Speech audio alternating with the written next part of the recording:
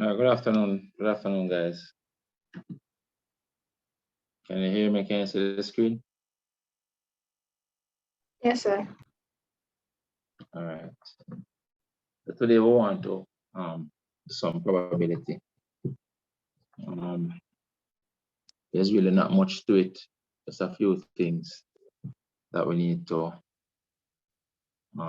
remember. And the probability that they're doing now basically is a continuation of probability that you would have learned at CSEC. All right.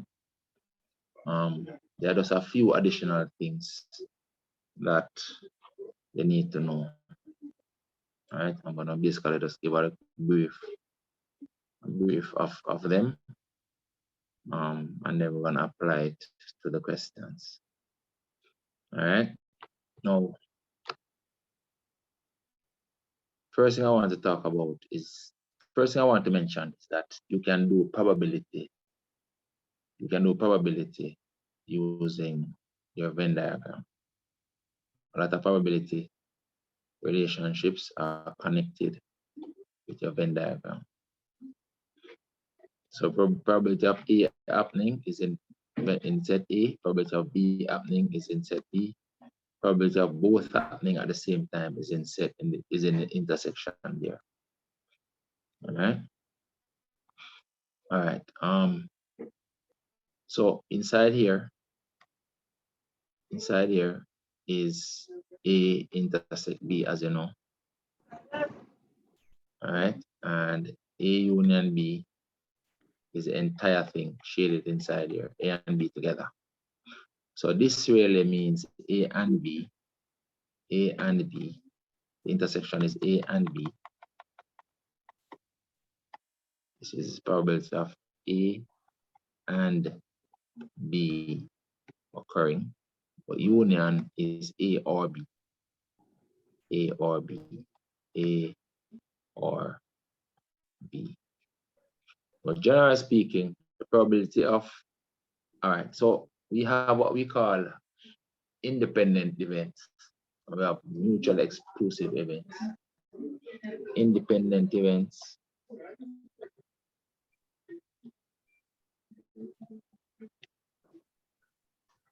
And you have mutually exclusive events, or just exclusive events, but usually mutually exclusive events. And the questions will talk about this. Ask some this will be tested on some of the questions. Yes.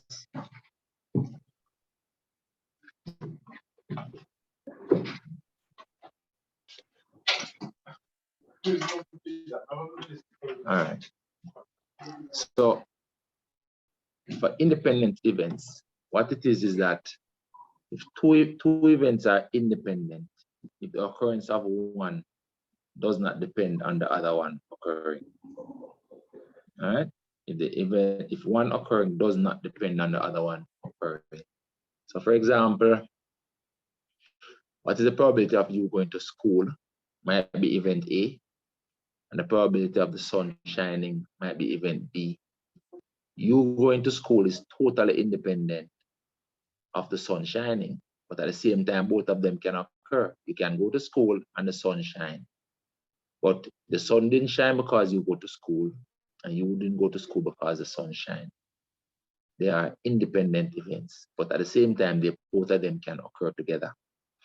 Now, when you have independent events, a formula for you to remember is that the probability of A intersect B, the probability of A and B occurring, is equal to probability of A occurring multiplied by the probability of B occurring.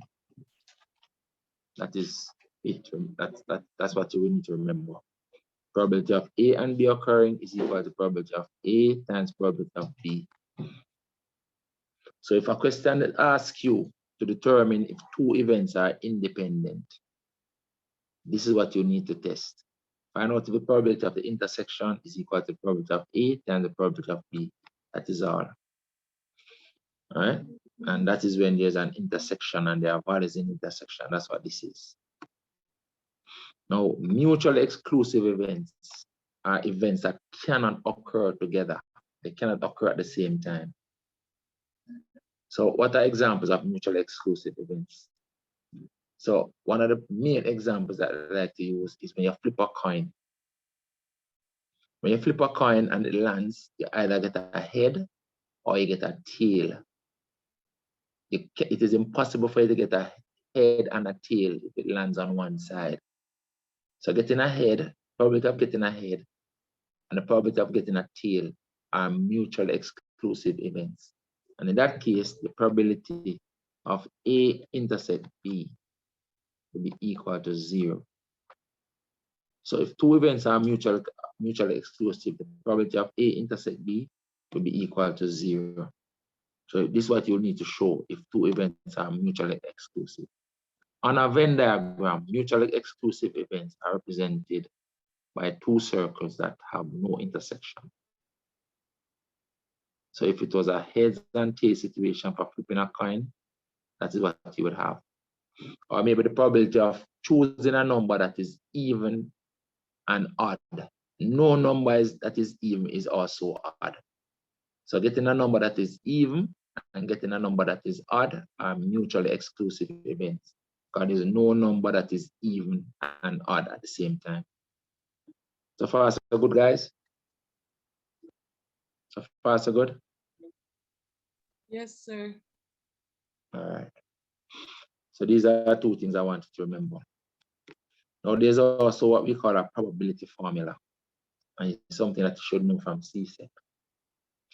The probability of A union B. This is everything, the probability of everything. Remember, the A union means or, A or B. So if you want A or B means you want A or you want B or you want both. So this is called the inclusive or. A or B means you want A or you want B or you want both. So how do we, what is the formula, the probability formula for this? It is equal to probability of A occurring plus the probability of B occurring. The plus is R. The plus means R. Probability of B occurring. But here's the problem with this now. If you have a Venn diagram and they have an intersection, and this is A and this is B. The probability of A covers everything in A, which I'm going to shade in blue. And the probability of B covers everything in B, which I'm going to shade in purple. So if you notice, when you're adding them, it means that you're adding the intersection twice. And so for the formula to be true, you have to now go and subtract the intersection one time. Probability of A intersect B. That's another thing you need to know. Probability of A intersect B. So I've given you 3 things that you need to know. This for independent events, this for mutually exclusive events, and this is a probability formula. And this can be transposed anyway. So in other words, I can rewrite it and put the probability of A intersect B. In other words, I bring this over and make it the subject, and bring this over and subtract it. Probability of A intersect B equals the probability of A plus the probability of B minus the union, probability of A union B. All right, that's the probability formula. All right, so that's independent events, mutually exclusive events, the probability formula. But the next thing I want to talk about is conditional probability. And how is that written? Conditional probability. Conditional probability. Probability. Probability. What words? Conditional probability. Now, the probability that the other conditional probability goes is that is asking a question like, what is the probability of A occurring given that B has also occurred? That's a conditional probability. You want to find the probability of an event occurring given that another event has occurred. So for example, that would be the probability of A over B. That's how it is written. Probability of A over B. That means the probability of A occurring given that B has already occurred. And this is simply equal to the probability of the intersection A and B divided by the probability of B. What it really represents is on the Venn diagram, you want to know how much of A is in B. So in other words, that probability, that intersection, if you look at it, if I were to just draw a Venn diagram and show you what it means. So you want the probability of A occurring given that B has occurred. It will be this part out of the entire B. That's what you're checking, basically. The intersection out of the entire B. What is the probability of A occurring given that B has occurred? So it's how much of A is in B? How much of A is in B? This amount of A is in B. That's what the question is asking. So it basically will be the intersection divided by the entire B. That's what the conditional probability is. So you want to be in B, but you want to know how much of A is in B. That's a conditional probability. And so the formula becomes that probability of the intersection over the probability of A intersect, probability of B. All right, that's a conditional probability. So if you're doing a probability question and they ask you about a conditional probability, this is the formula that you want to use. All right. Now there's something that this can extend to independent events. So for independent events, for independent events,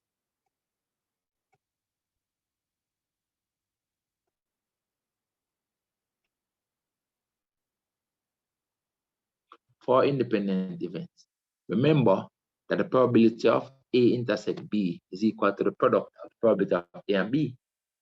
So what would happen with this formula? I would have the probability of A, given that B has occurred, is equal to, this up here now becomes the probability of A times the probability of B. That's what we said it is equal to for independent event. We already said that at the top.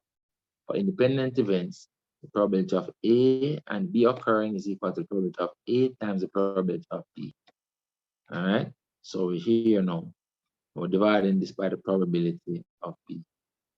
The probability of B cancel here and there. And so this is equal to now the probability of A, which kind of makes sense for independent events. Because if you have independent events, then the probability of A, given that B has occurred, will be equal to the probability of A because A does not depend on B. So for independent events, the probability this equals this. And you can also write the reciprocal. For independent events, the probability of B occurring, given that A has occurred, is equal to the probability of B. So that's another thing you might want to use for independent events. Right? So for independent events, remember you can do this test up here,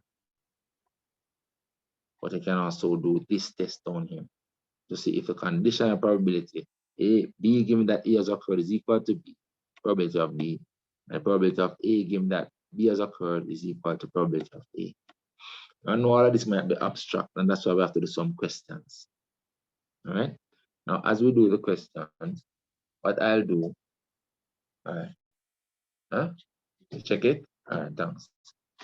Right, what I'll do is reference back to some of these things. We're gonna talk about. We're gonna look at probability tree. We're gonna look at sample space. There's some other things that are gonna come up. Right, we're gonna look at like consecutive events. The probability of A and B occurring equal to the probability of A times the probability of B, or the probability of A or B. Probability of A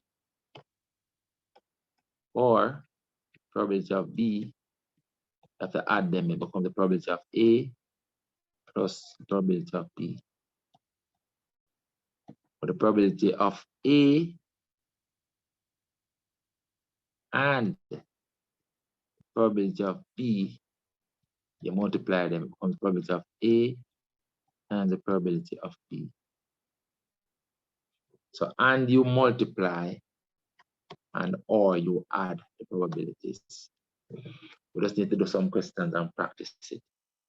Right? And then a lot of it now will make sense. What we do will make sense. Right? It's not an abstract thing.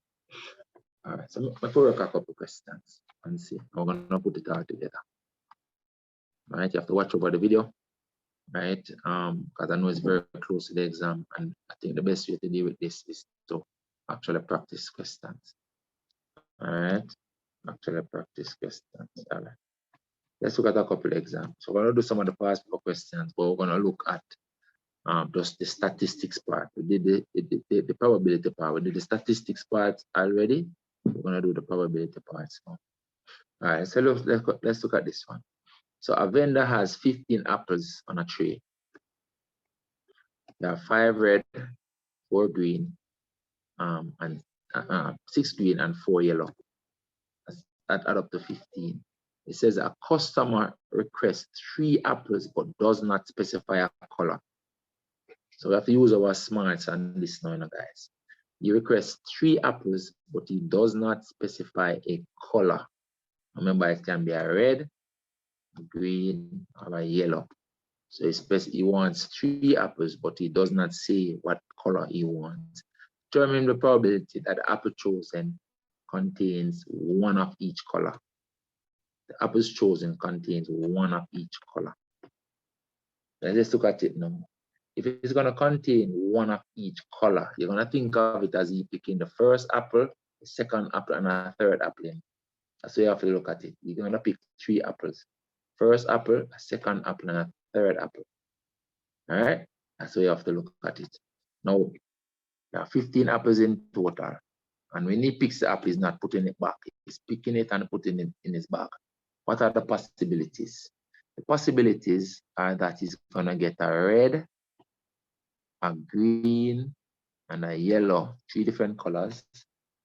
Or he can get a red, or he can get a red, a yellow, then a green. Or what are the other possibilities? You can get a green first now. You can get a green, then a red, then a yellow. Or you can get a green, then a yellow, then a red. How many possibilities that we're going so far? We're going to list out all of them.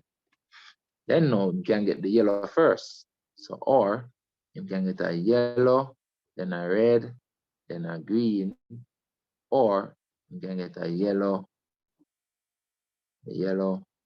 then a green, then a red.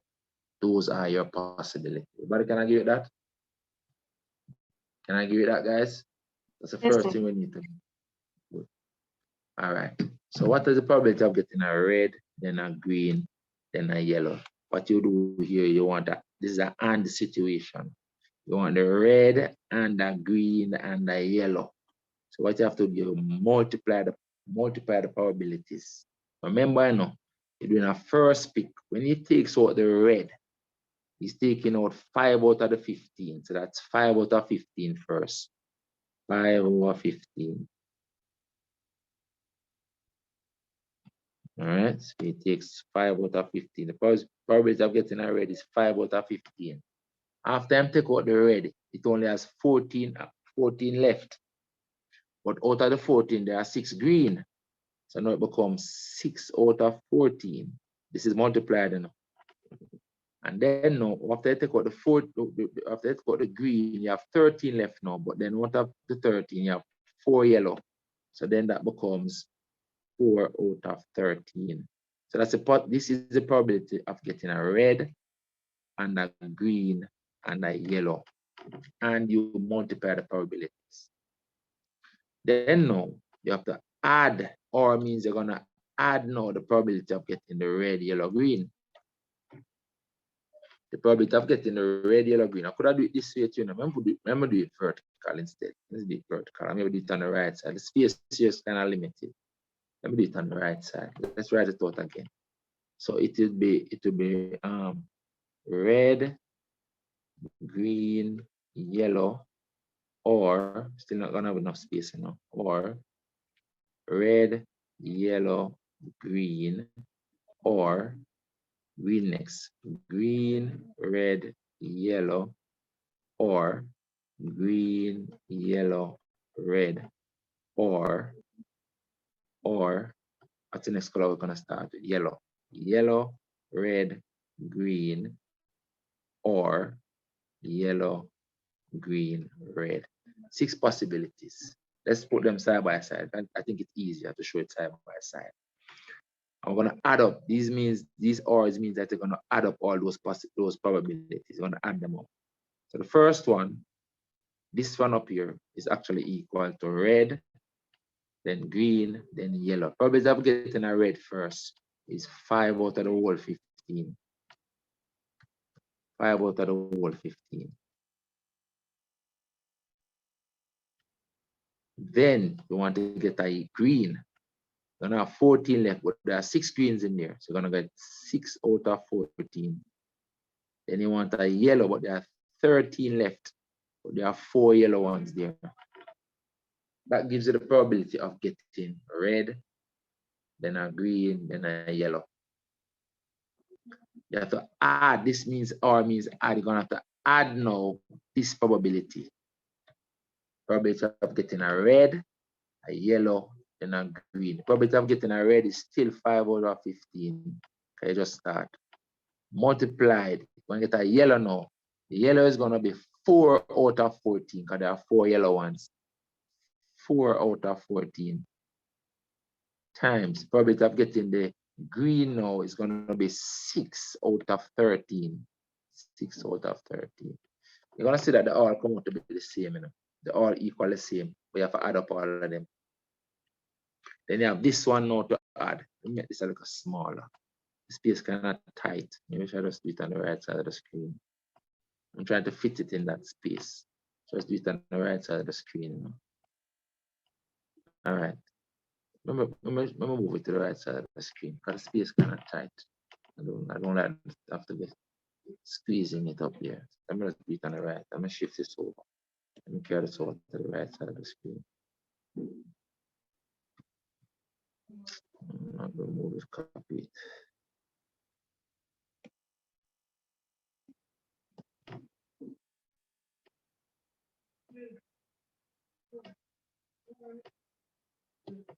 Right, I'm gonna space it out a little bit. So shift this down.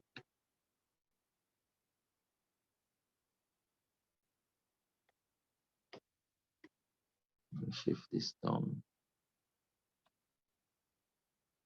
Shift this down. Shift this down.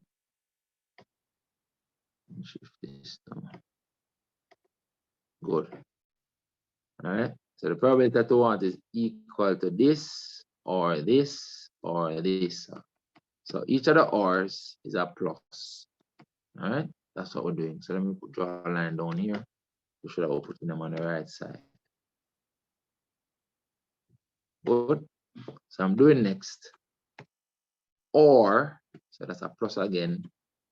Probability of getting a green and a red and a yellow. Probability of getting a green. Look back over here, guys. See the information over here.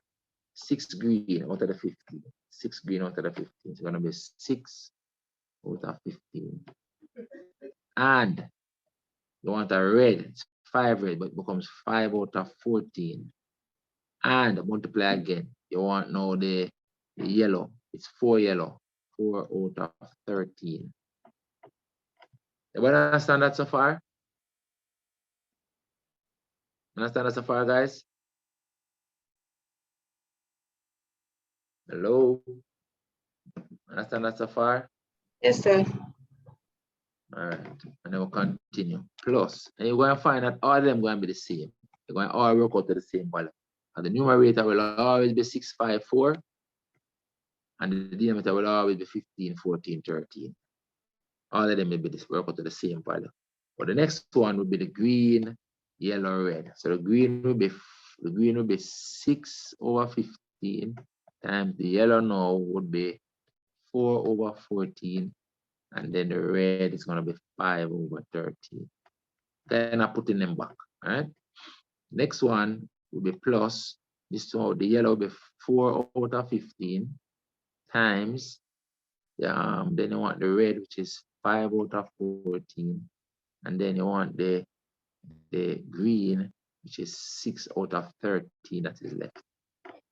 And then you add the last possibility now. You want the yellow first, which is 4/15 times. You want the green, which is 6/14 times. You want the red now, which is 5/13.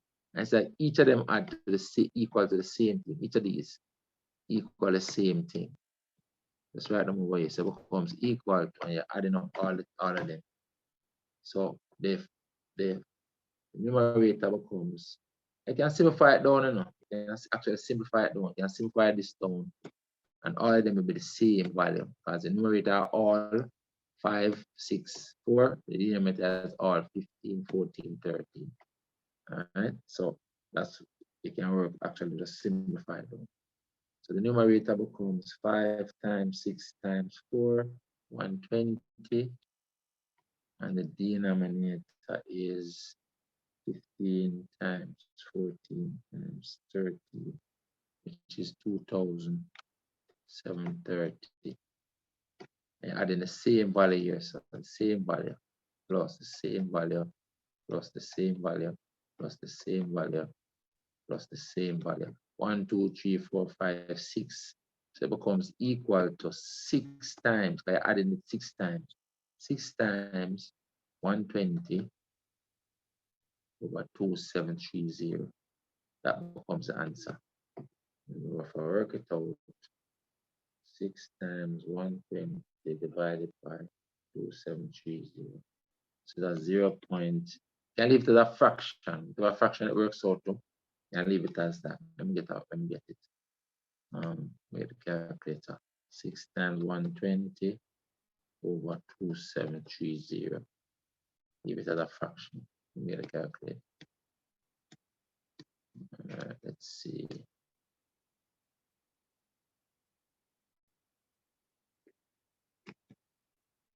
So it becomes a fraction. 6 times 120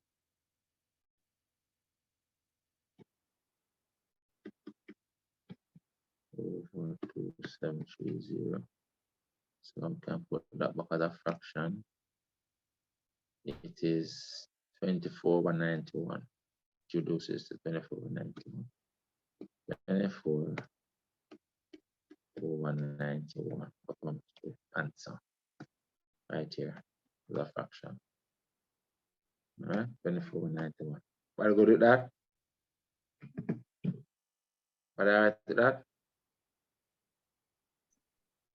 Yes, sir. Tell me about this one now. You want all 3 to be the same color. What are the possibilities? You want all three to be the same color. So you're picking 3 mangoes and you want 3 apples and you want all 3 to be the same color. What are the possibilities? Let's write it over here. Let's write it over here under here. Tell me. Tell me the possibilities. This one kind of easier to write out. What is this? All 3 must be the same color. Mango. 3, you want to pick 3 apples and all 3 must be the same color. All right, this is for, let me do it for you. It's going to be a red, red, red, or green, green, green, or yellow, yellow, yellow. Simple as that. What's the probability of getting a red, then a red, then a red? Probability of getting a red, then a red, then a red is 5/15 times 4/14 times 3/13. But understand that? Because there were only 5 red in there. So you take out the first red, there are 4 left and 14 apples left. When you take out the next red, you have 3 red left and only 13 left. You're not replacing them when you take them out, you know. It's taking them out and you're not replacing them. So you take out the red, and the probability of getting another red is this. The probability of getting another red is this. And when you want to consecutive probabilities, you multiply the probabilities. Or is add. You add. Probability of getting a green and a green, then a green. It will be 6 out of 15 times 5 out of 14 times 4 out of 13. That's the probability of getting a green and a green and a green. Or this is a plus again. You want a yellow, then a yellow, then a yellow. It is 4 out of 15 times 3 out of 14 left times 2 out of 13. So the or you add, the or you add. And these means and red and red and red, you are multiplying. And you work this out and you get the answer. Put that in the calculator and get the answer. The denominator has the same value for all elements. 15 times, so this becomes equal to, let's work it out. The denominator is the same for all of them. So you have to put the common denominator, which is the same 2730. But this numerator becomes 5 times, that's 20 times 3, that's 60. Right? 5 times 4 times 3, 60. Plus this one. 6 times 5 is 30, 30 times 4 is 120. And then plus this one. 4 times 3 is 12, 12 times 2 is 24. So you add up all of this and put it over that, that's the answer. That's 180, 180, 204. 204, 180 plus 24, 204 over 2730. And you can simplify this down. That's it. Simple as that. What good at that? Yes, sir. All right, let's see.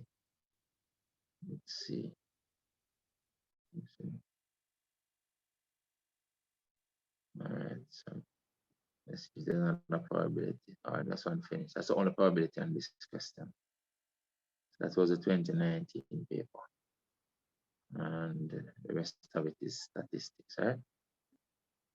All right, so let's look at 2018. Simple as that, 2018. Let's look at 2018 paper. I want to work on a number of them and then leave you to do a couple, the rest of them. All right, I'm going to do a couple of them for you and then leave you to do the rest. All right, so that is a plan. 2018.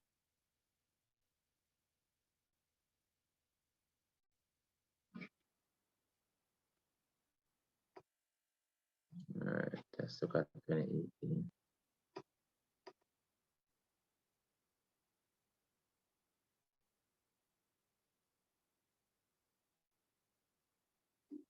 Number 7, we're looking for the probability question, right?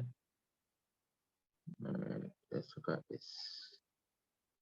All right, so this first part is statistics in the quarter range and those things. Space below construct a box and we score the statistics. We did it in the last class. All right, here's a probability question.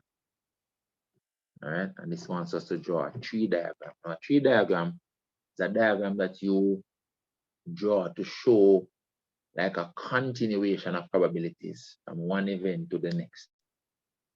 All right, from one event to the next. Remember one thing to remember about probabilities, right? The probability, one thing first to remember about probability. The probability of an event happening plus the probability of the event not happening, and that is written with a complement on it like that, is equal to 1. Put another way, the probability of an event happening is equal to 1 minus probability that it will not happen. And that's the way I run as well. The probability of an event not happening is equal to 1 minus the probability that it will happen. So in other words, if the probability of an event happening is 0.2, then automatically the probability that it will not happen is 0.8. But I go to that. Yes, I sir. go to that.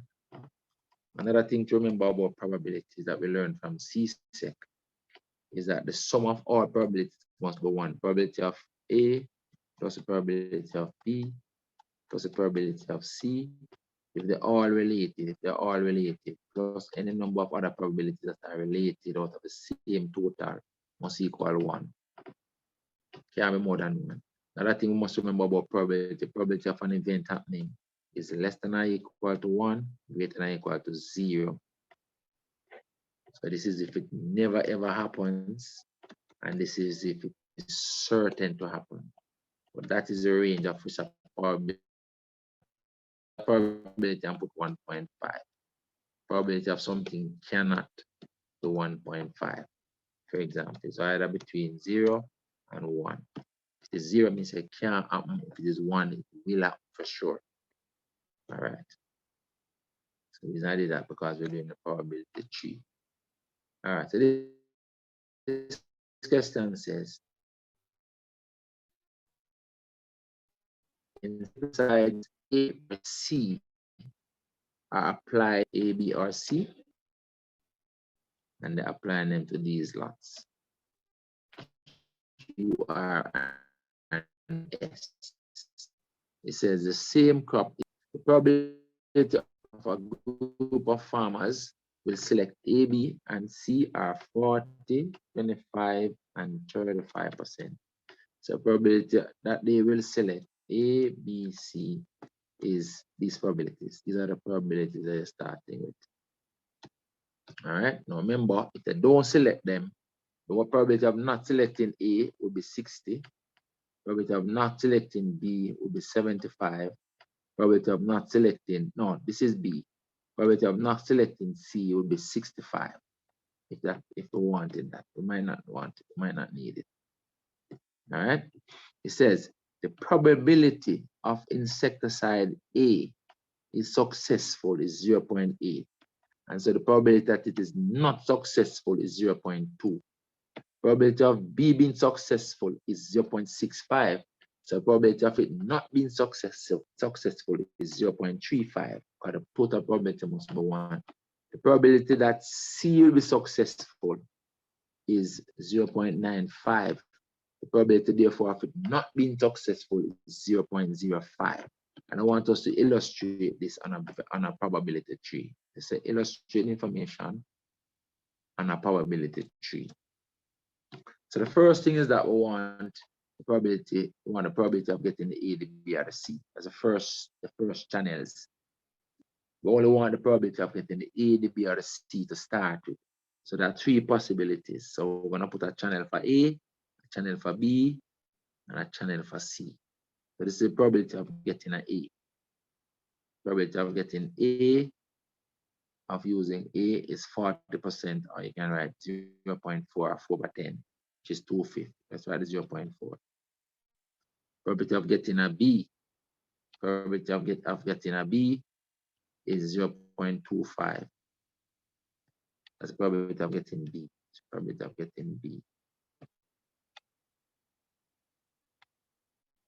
is 0.25. We don't care about the probability of not getting them. We don't care about the probability of getting them right now. And the probability of getting a C down here, or choosing C, is 0.35. 0.35. 0.35. So we have started the probability tree. Now, once we get this insecticide, right? It is either it is successful or it is not successful. So when you get to here, there are 2 possibilities now. Either it is successful or it is not successful. Right? So what we're gonna call it? Let's call it when it is successful AS, and if it is not successful is AS prime. So I'm gonna say, okay, probability that A is successful, the S on it, is equal to, what is it again? Shift this down a bit. The space that I give it to work with in CXC is so small. Shift and make it look smaller still. All right. See it here. The probability that A is successful is 0.8. So this is 0.8. Probability that it is successful. And therefore, the probability that it is not successful, so I'm going to write probability A S prime, not successful, must be 0.2 down here. That's it. All right. That's that channel up there. All right. Then we'll come down to this channel. All right. So here now, probability, this kind of messed up, but anyway, probability that this one is successful. I'm not drawing it so good enough. I'm trying to tilt this further up like this. Let me draw it over. Let me draw this over. Tilt it more up like so. And so. Right. This is a probability that A is successful is 0.8.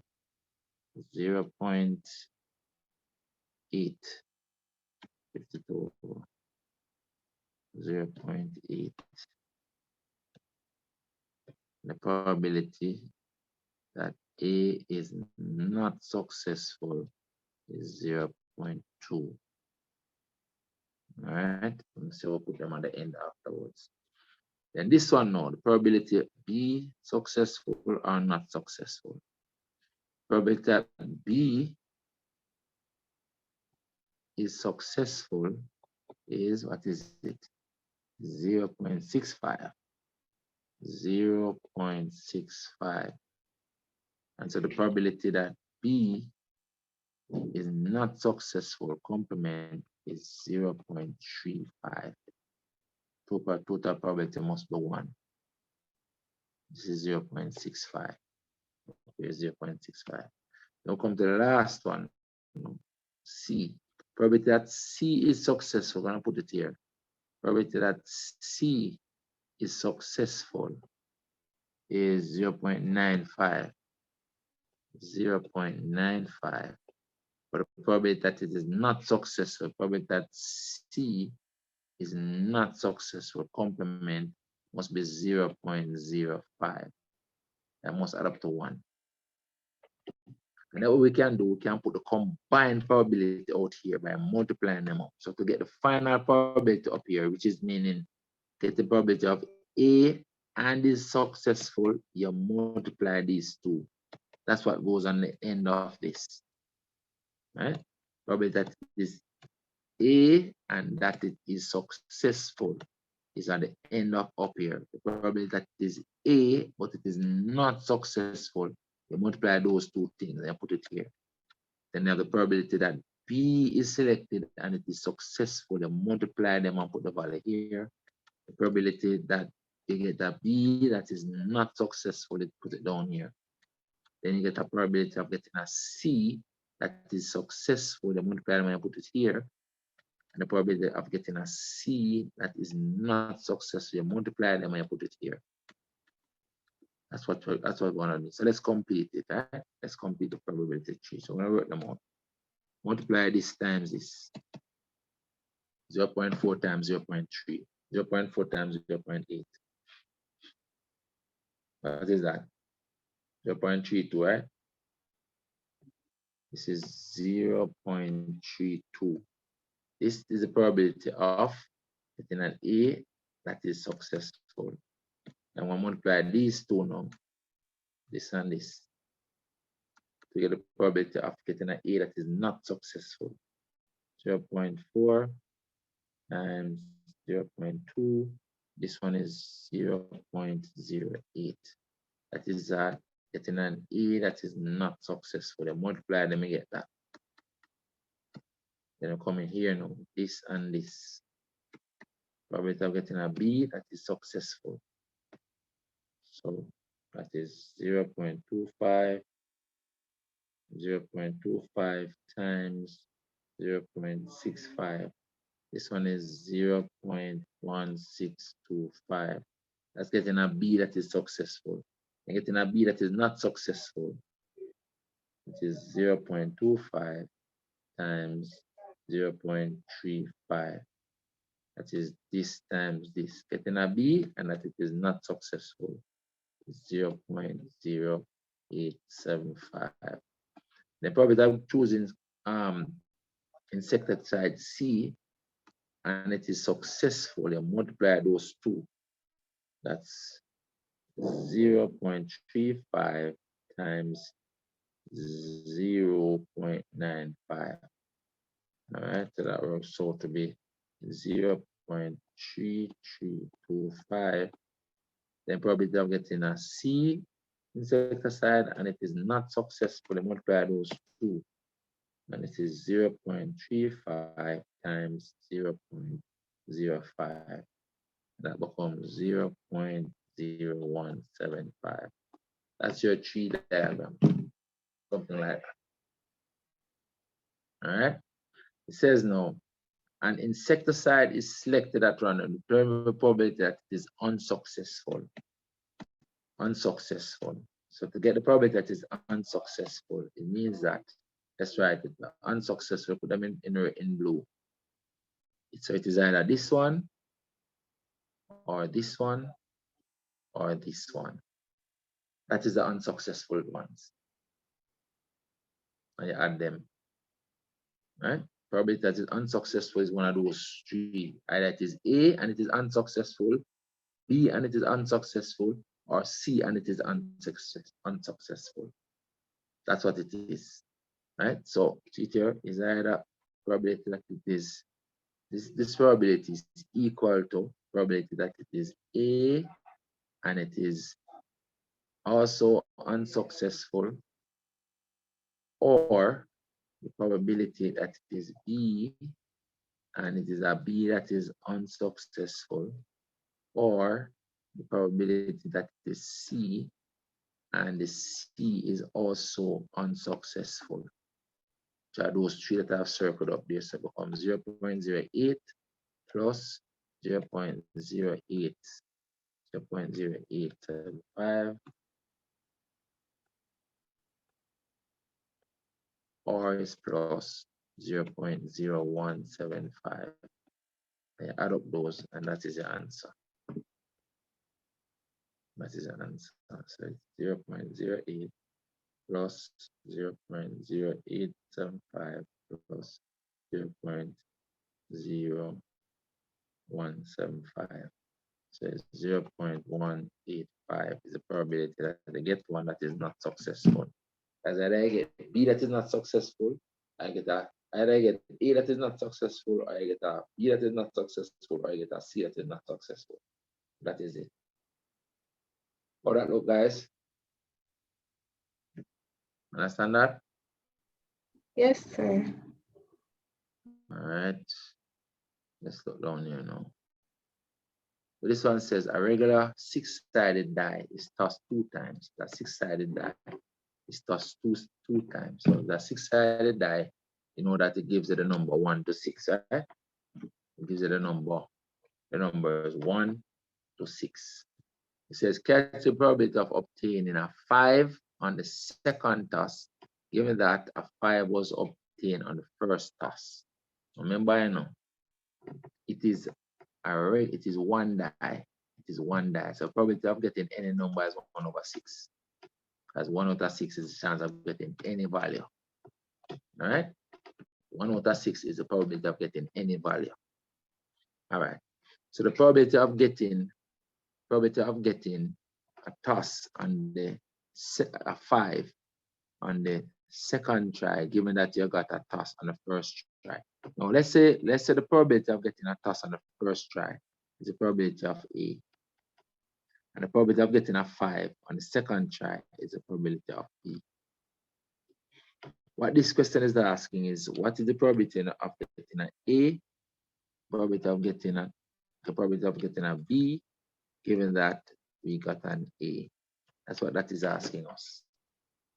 What do we say conditional probability is equal to? It is equal to the probability of getting an A intersect B divided by the probability of getting the A. That is a formula of a conditional probability. But these are independent events. How we know they are independent events? Because when you toss it, when you toss the die the first time, tossing it the second time has the result of getting it at the second time has nothing to do with the result that you got on the first try. Has nothing to do at all with it. And so this becomes the probability. This becomes the probability of A times the probability of the B, because they are independent events. When they're independent, this equals this, divided by the probability of A. And so the probability of the A is cancelled. It's cancelled. And so the result is the probability of B, which makes sense. So I could just write the probability of B long time ago. Calculate the probability of getting a B on the second try, given that I got the probability of getting a 5 on the second try, given that I got a 5 on the first try. It don't matter what I got on the first try. Probability is still 1/6. That is the answer. 1/6. 1/6. Understand that, guys? So I just did this just to show you how it works down. It works itself out anyway. But I could just know that the probability of getting a 5 on the second try, given that I got a 5 on the first try, is still 1/6, because what I get on the second try is independent of what I got on the first try. They are independent events. Make sense? So it's just 1/16. But how many times you toss the die? The probability of getting a 1/6 on that particular try is 1/6. Probability of getting a 5 on that particular try is 1/6. All right. Determine the probability of getting a 5 on both tosses. Now you want a 5 on both tosses. So it means that you want to get the probability of getting an A and then getting a B.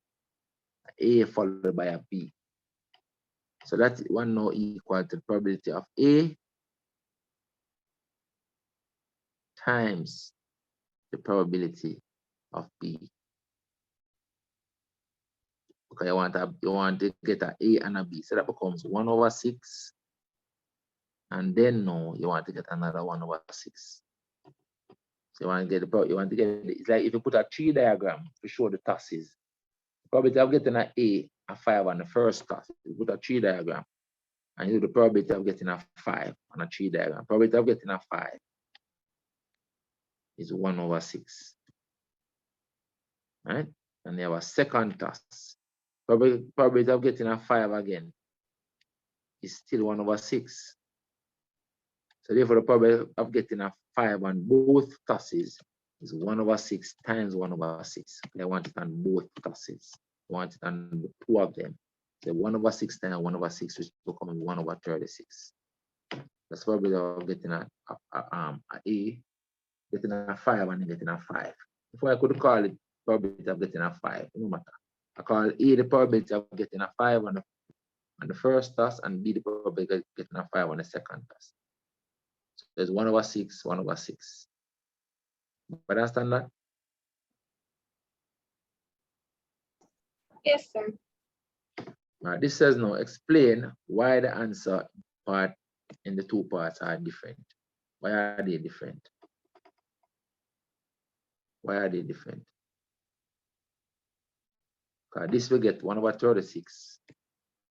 You see, in the second case, you want to get, you're stipulating that you must get 1/6 on both tries. That's what that means here now. You're stipulating that you want to get the 1/6 on both tries. Up here, you want to get a 5 on the second toss, given that you got a 5 on the first toss, but those are independent. So in the first occasion, you're talking about independent events, right? They are independent events in the first case, right? They are independent events in the first case. That's why I get about the probability of about 1/6. But down here now, you have some dependence taking place, because you want to get a toss on the first try. I also want to get the same number on the second try. Understand? So the overall result down here has to be different than up here, because up here it is independent. Your focus is on what you get on the second try alone. Up here, But down here, you want both tosses. You want the result on both tosses. Right? So it could maybe say that up here you have independent events taking place. And so I get the 1/6.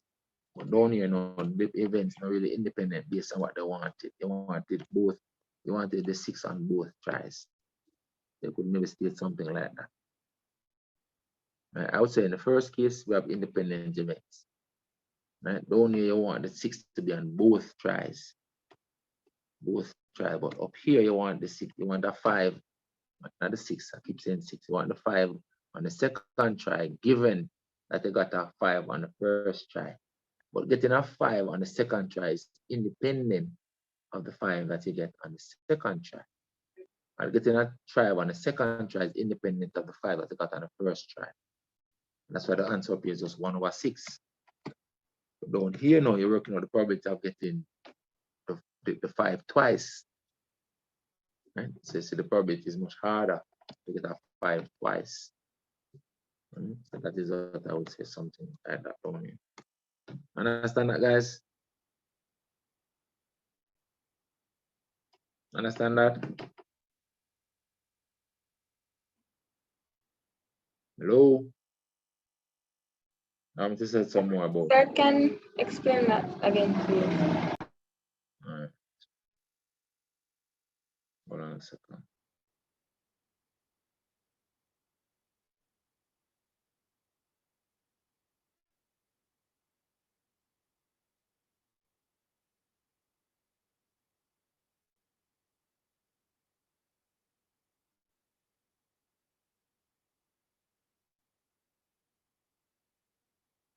One second. I'll give somebody something. I'm pausing with that. 1 second. Let me explain it for you. Hold on a second. I'm coming. Give me a second. I'm coming. All right, guys. All right, see if I can maybe clear this up a little bit more. All right. So, in the first part, see if I can make it a little clearer. In the first part, we have what we really have is a conditional probability. We have a conditional probability. Conditional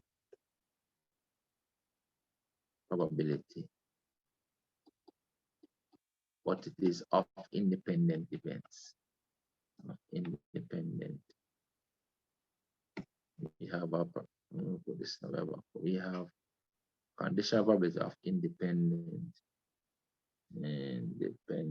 events.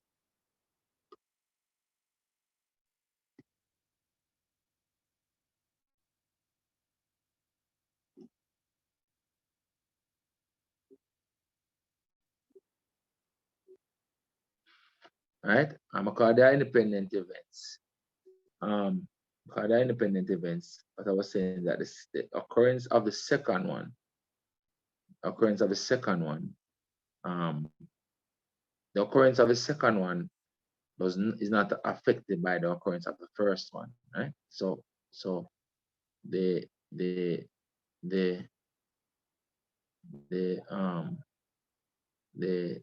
second toss, you can just write the second toss. The second toss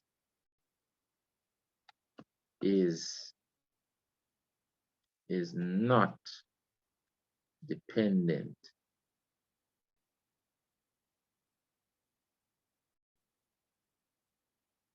on the first toss.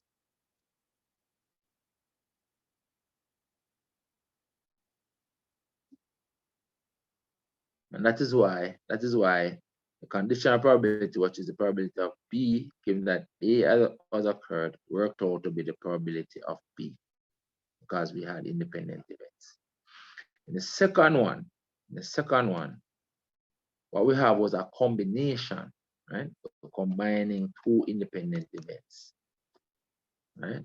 In the second one, we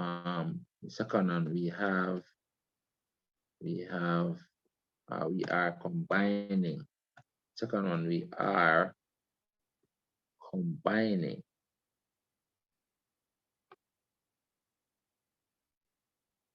two independent events. Independent events. And we use the formula, the probability formula, the probability rule for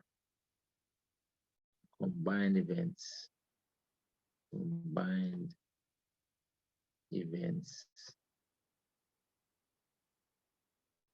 And the probability rule for combined events is that the probability of A and B is equal to the probability of A and the probability of B. I think I wrote more than we need today, but that's it. So it's up here. It was a conditional event, but because they're independent, you get this. And down here now, using the probability rule for combining events, the probability of A and B, because this means A and B now, you want the probability of A and B to occur. It becomes equal to the probability of A times the probability of B. When events are independent, that is what happens. Probability of both of them happening is equal to the probability of the first thing times the probability of the second thing. That is what happens. So this is at times between them. Let's make sure. It's probability of A times probability of B, and that's why the results different. Answer down is the probability of the product. Answer up here is the probability of B, because they are independent events, but it's a conditional. It's a conditional probability. The first one is a conditional probability. We'll do that now. Better? Yes, sir. All right. Next one is what I look at is 20. We'll look at that one. I got 2018. Let's look at 2017 now. 2017. I'm just gonna do a few of them. Maybe down to 2014 or down to 2015. And then I leave you to try the others. And then I'll have a session where I go back through them again now. Exam is what? Tuesday. You have to practice these like you're crazy. So you know on the exam, you know. Right? It don't matter that you're just learning it or you're just doing it in this class. It don't matter. It's simple stuff. Right? Difficult. Right, let's look at, let's see if we can have some sessions over the weekend. All right, so this is like a probability. Well, up here statistics for this we did already. Mean and median and it's a probability here. So and the first part is a probability. Number 7. Number 7A. All right, let's see what this one says now. It says the probability of a final year college student. It's like a probability 3 question again. I like to give probability 3 questions. Right? So the probability of a final year student receiving a reply from an internship program from 3 accounting firms, QR and S, are these. Right? So they're kind of similar to one that we just did. I want to go the insecticide A, B, and C. Very similar. All right. So it's Q getting a reply from Q is 0.255. So not getting a reply from Q is 0.45. The reply from R is 0.75. So not getting a reply from R is 0.75. I don't think I'll need those though. And getting a reply from S is 0.2. So not getting a reply from S is 0.8. Remember, the total probability must be 1. All right. It says now the probability that the student receives a reply from Q and the probability that the student receives a reply from Q and is successful is 0.9. All right. So if you get a reply from Q and you're successful is 0.95. So if you're not successful is 0.05.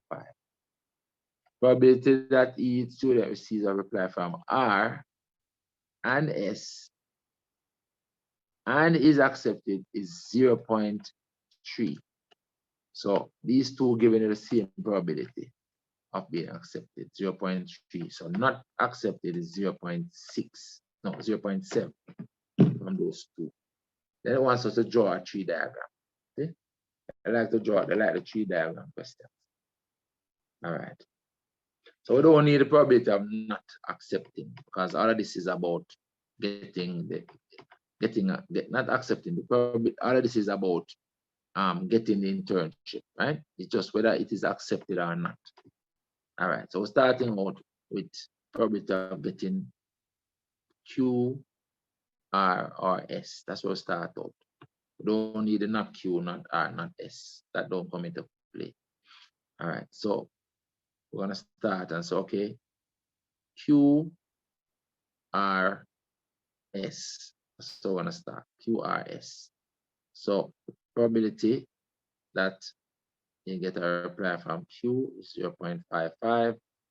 We're not concerned with not getting the reply. This question is about getting the reply.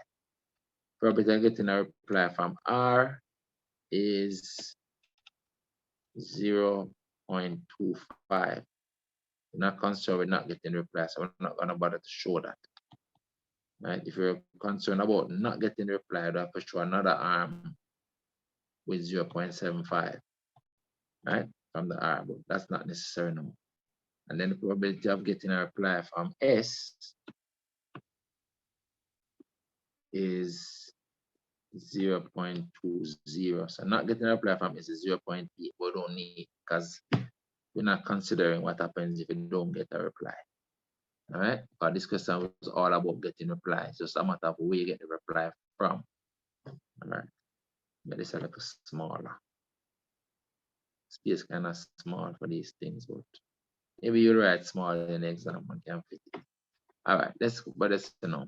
The probability of getting a reply from Q and is accepted is 0.95. So let's look at it now. So you get a reply from Q, is either then you're accepted, let's put up here, accepted or not accepted.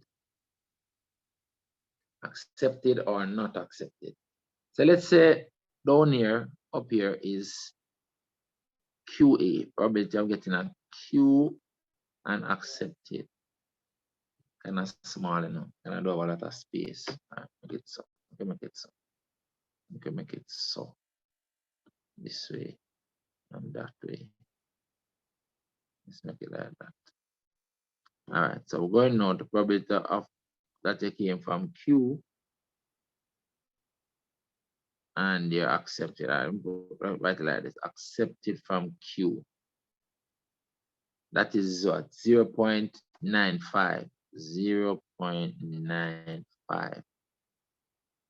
0.95. And so the probability that you're not accepted from Q is 0.05. But this and this must add up to 1. All right. And down here now, probability that you're accepted from R or not accepted from R. That's what we're looking at now. So probability that you're accepted from R is 0.3. That's what I said, 0.3. And so the probability that you're not accepted from R, put a complement up here, means not accepted from R, is 0.7. You'll come down to S now. Probability that you're accepted from S, I'm gonna put it here, probability that you're accepted from S is 0.3 as well, but not accepted from S, probability that you're not accepted by S must be 0.7, 0.7, 0.7. And so we have the end results out here. You can multiply them out. So probability that you get a reply from Q and you are accepted, you multiply them. You have to multiply them. So that would be this times this. You get a reply from Q and then you also accept it. Probability of getting a reply and accepted 0.55 times 0.95. We multiply these two. So that would be 0.5225. Probability get a reply from Q, but you're not accepted. Multiply those two. Get a reply from Q, you know, but you are not accepted.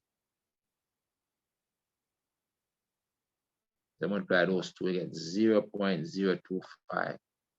0.0275.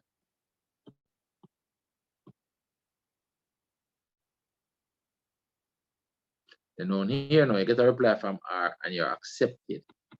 Get a reply from R and then you're accepted. 0.25 times 0.3, that is 0.075. You get a reply from R and you're not accepted. That's 0.25 times 0.7. That becomes 0.175. 0.175. Then on here, you get a reply from S and you are accepted. Multiply them. 0.2 times 0.3, 0.06, 0.06. And then down you get a reply from S, but you are not accepted. You multiply those. That's 0.14, I guess. 0.2 times 0.7, yes. 0.14. So watch me now. These are all the acceptance. Those are acceptance. So probably have been accepted, you add up those. And then these are all the ones that you are not accepted. Not accepted, not accepted, not accepted. So probability of being not accepted, you add up those three. Let's see what they're gonna ask us. That's what they're gonna ask us. The term probability that a student will be accepted. So will be accepted is either this one, or this one, or this one. That's probability that is accepted. So this one means that in get a reply from A, this one will be equal to in get a reply from Q and is accepted by Q, or you get a reply from R and accepted by R, or you get a reply, probability of getting a reply from S and is accepted by S, which are those that have circles. So you add them up, it becomes 0.5225 plus 0.075 plus 0.06 to add the probabilities when it is an OR situation. Understand that, guys? 0.5225 plus 0.075 plus 0.06. That will be 0.6575. That's the probability of being accepted. That one. You have to get a reply. And after you get a reply, you have to be accepted. So those are the three possibilities. And you add them together to get the overall possibility. Good with that? But okay with that? Students gone. Hello? Catherine? Kai? Yes. Catherine? Yes, sir. I'm not answering. No, sir, I understand. You understand? Yes, sir. Okay. You understand, Kai? Yeah. All right. This one is statistics. We did this already. All right. I think this one is a probability again. All right. Let's look at this one now.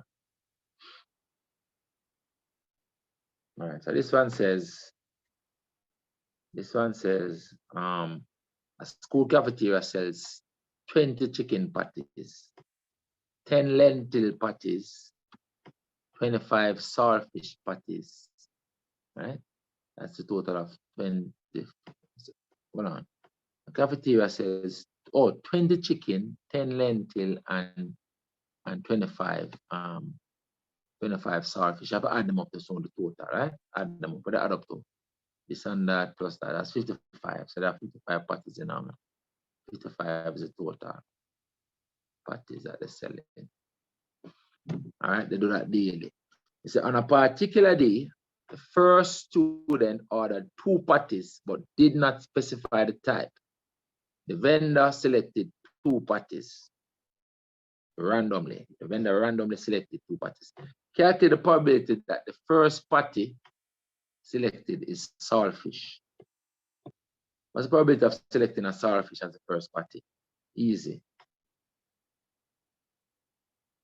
What's the probability of selecting a patty first up? A saltfish patty. You have 55 patties in all. So 25 over 55. 25 over 55, yeah. 25 over 55. That's it. Probably that will get the saltfish patty that divides by 5 divides by 5, get 5 over 11. That's the probability of selecting a saltfish patty first, because there were all 55 patties there, and out of them there were 25 saltfish patties. So it's 4 marks for just to that. 4 marks for just to that. All right, next one. Given that the first patty was saltfish, first patty is a saltfish, you know, so saltfish gone with that. No, no. So the first patty is a saltfish, you know, have 54 patties left. 54 patties left. I don't know, 55 before. All right. And of the 55 patties, you know, so you have 1 saltfish less than you had before. So you know you have 24 saltfish left, right? 24 saltfish. It says, give that the first patty is saltfish. Calculate the probability that the second patty was not saltfish. But how many patties you have left? Yeah, out of the 54 patties, 24 are saltfish.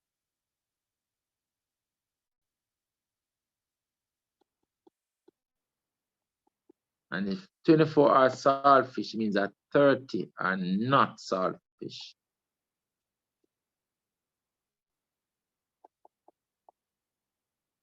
You want the probability of getting one of these? What are the 54 left? See that? So that probability is equal to 30 out of 54. That's the probability of getting a patty that is not saltfish in the second try. That's the answer.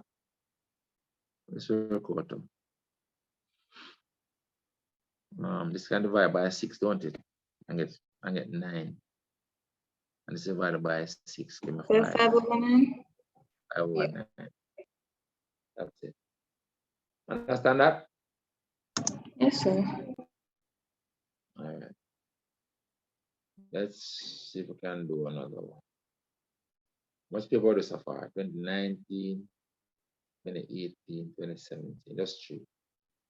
So let us move to do another one. Let's look at 2016. 2016 next. This is 2016.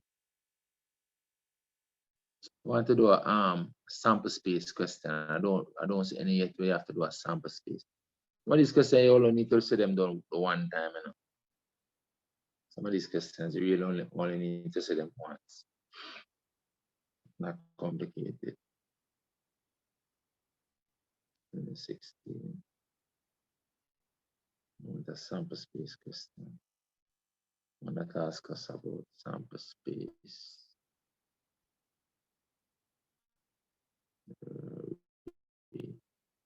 Number 8, number 7. Okay. All right. This is it. Well, we did this already. This part of it is statistics. We have to draw the stem and leaf diagram. Did that one already. So do that one already. The whole median and interquartile range. All right, so probability question, you know. This question says A and B are two events. Probability of A is 0.5, probability of B is 0.8, and this is the union. The union of A and B is 0.9. You can literally draw a Venn diagram for this, you know, and put the values in there, you know. But this one, the intersection. So we can go to the probability equation, which is said the intersection is equal to the probability of A plus the probability of B, and you minus the union. A union B. You can work it out that way. But you can also draw the Venn diagram. I'll draw the Venn diagram over here and show you. Because probability and Venn diagram very, very closely related, you know. Probability and sets, especially when you're talking about two things. So if I were to put my probabilities in a Venn diagram, okay, you can draw a Venn diagram not showing the totals, you know, showing the probability out of the totals, because what probability is also how many favorable outcome you can get out of a total possible outcome. So if I were to set it up like this, do my A, do my B. Probability of getting an A is 0.5. So my total in the A must be 0.5. Everything in here must be 0.5. I'm going to write 0.5. Probability of getting a B is 0.8. So my total in B must be 0.8. Remember, you know, it's a probability I'm putting, so everything in here must add up to 1, you know. Now the probability of the union is 0.9. So what am I going to put in there? The union is 0.9. Then it means the out here so is 0.1. I can understand that if the union, the union is everything in the A and the B, you know, is 0.9. That means that what is left out here is 0.1. And everything must add up to 1. So what do we put in here? If we call inside here so x, then right here so is 0.5 minus x. 0.5 minus x. And right here so is 0.8 minus x. 0.8 minus x. What you know is that everything here so must add up to 0.9. So you can write it out. 0.5. Well, look at it this way. This is 0.5. Well, that is 0.5. 0.5 plus this, which is 0.8 minus x. All of that must equal 0.9. Right? And so the x is equal to 0.5 plus 0.8 minus 0.9. That's what the x equal to. What that work out to? 0.5 plus 0.8 minus 0.9. I get 0.4, so x is 0.4. So if I fill up back my Venn diagram then, let's fill it up back. Now that I know that x is 0.4. My actual numbers is 0.4 inside here. So this must be 0.1 out here. So and over here, so must also be 0.4. That's my completed Venn diagram. So I'm asking for the intersection. This is the intersection. That's what it's asking me for, you know. It's 0.4. So I could get it from the Venn diagram. The answer is 0.4. But I can also calculate it using these values. So I know the answer is 0.4 from the Venn diagram. 0.4 is the answer from the Venn diagram. So the answer right here is equal to 0.4. But I could also calculate it using that probability formula. That's a probability formula. So it will be the probability of A, which is 0.5, plus the probability of B, which is 0.8, minus the union, which is 0.9. So you get the same 0.4 using the Venn diagram. 0.4. Understand that? Yes, sir. All right, this one was probability of A given that B has occurred. Let's write the formula. Probability of A given that B has occurred is equal to probability of the intersection A intersect B divided by the probability of D.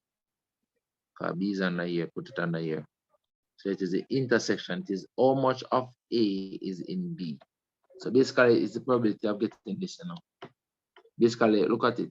It is this. What it is the intersection out of the whole thing.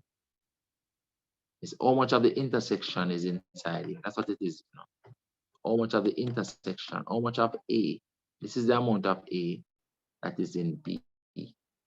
So it's how much of the intersection that is in the entire set of 0.8. So it becomes a half. This becomes a half because it becomes 0.4 over probability of B is 0.8, which is a half, 0.5. Understand that? Yes, Understand sir. that? All right. So the next thing now is here.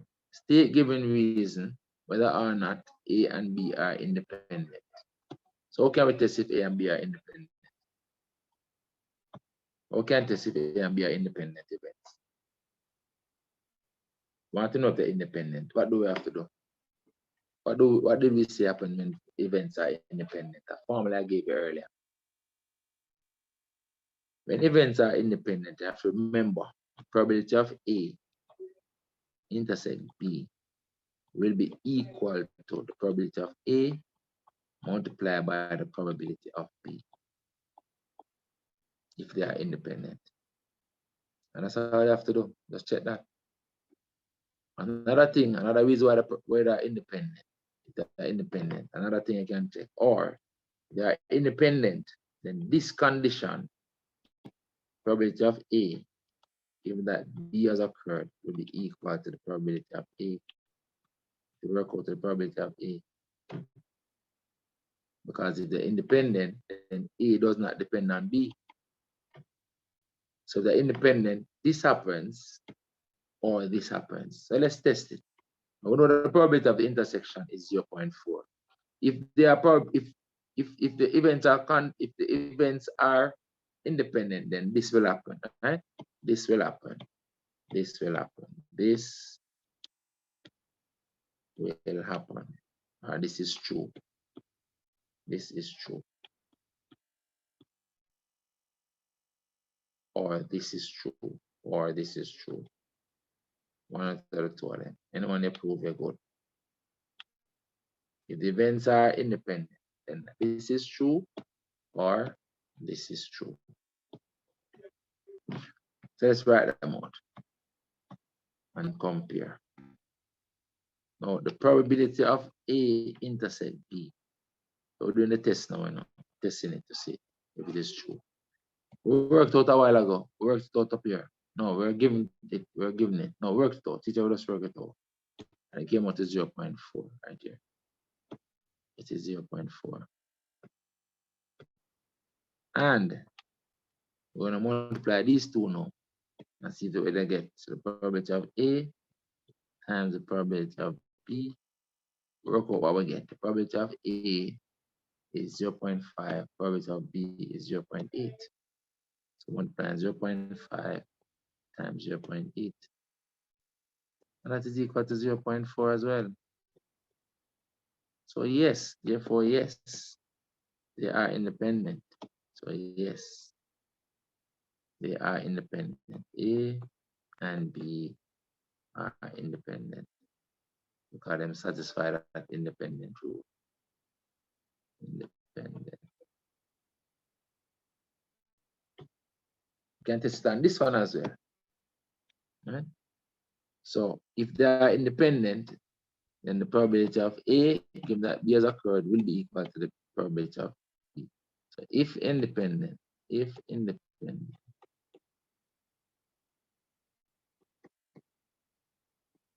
then probability of A, given that B has occurred, will be equal to the probability of A.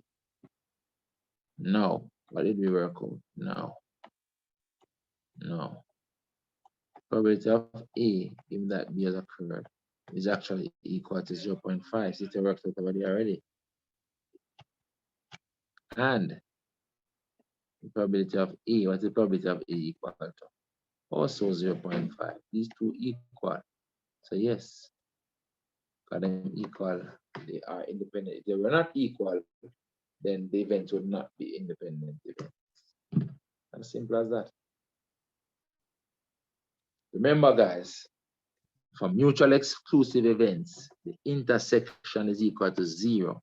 For mutually exclusive event, the probability of A intersect the probability of B will be equal to 0. For mutually exclusive events means that there's no intersection. It cannot occur at the same time. That's mutually exclusive. So if it asks you to prove that events are mutually exclusive, then the intersection must be equal to 0. All right, if you look probability of A and the probability of B, it must be 0. All right, but that won't happen because in order for this to be 0, one of them must be 0. So it's really this you want. It's really this you want. This. That is what you want. Then really this you want. This is what you want. When you work that out, you must get 0.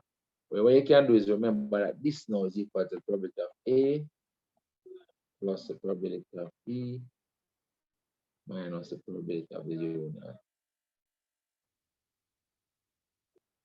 Right? That's what this equals to. This answer is the same. So if this equals 0, then you're good. All right, that finishes that question. All right, so another probability question here. This one says 3 balls. A bag contains 3 red balls, 4 black balls, and 6 yellow balls. So this add up to 10. There are 10 total. 10 total balls. It said 3 balls are drawn at random with replacement. So meaning after they are drawn, they are put back in the bag. Good? With replacement means that you put them back after you draw them out. So the total comes back to 10 every time. So you take it out, you look at it, and you put it back. Take it out, you look at it, and you put it back.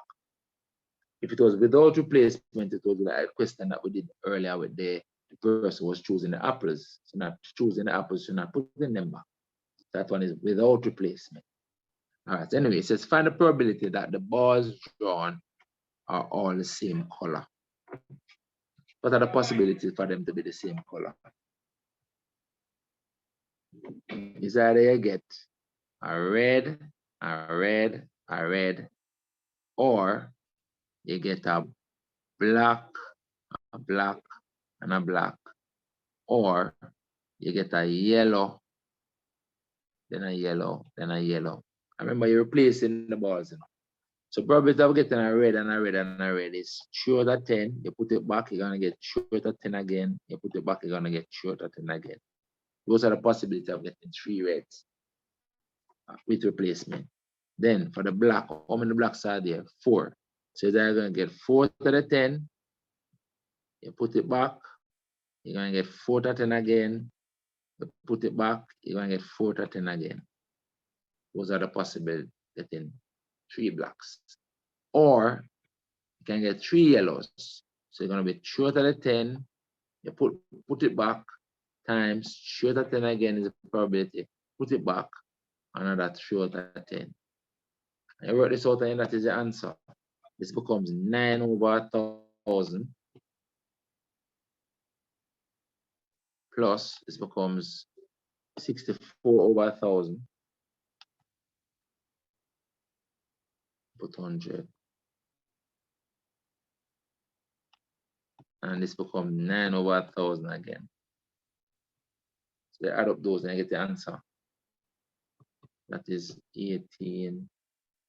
I'll put 9. Put 9, I put 27. 3 times 3 times 3, not 9. I want to say me write that and don't even say anything. 3 times 3 times 3, not 27, 1 is not 9.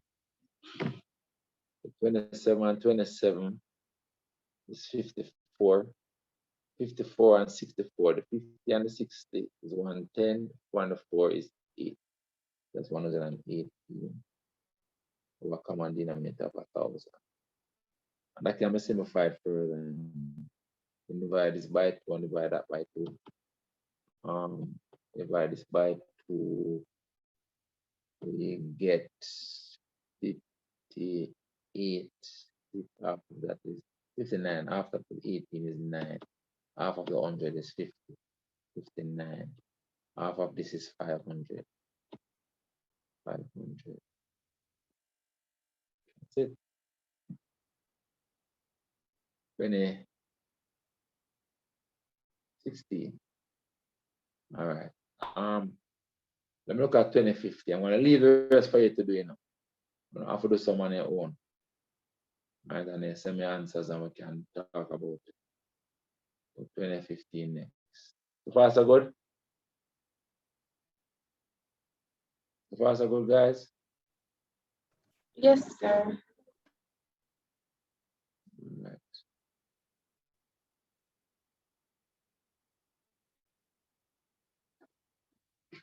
All right, 2015.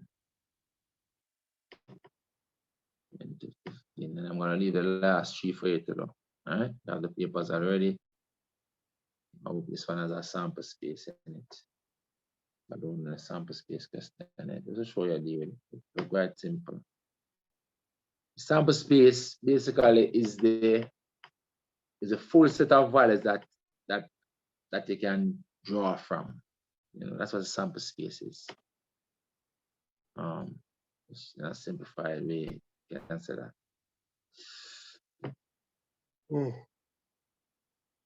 Let's see this on a sample space example. Must get to a sample space now. So we do 2, 19, 18, 17. But 2, 4 don't get a sample space. This must have a sample space. All right, so this one is part A is a static, is a probability. See, find the probability. Find the probability. All right. So this one now don't have a space to write. So I put it over on the right side of the screen.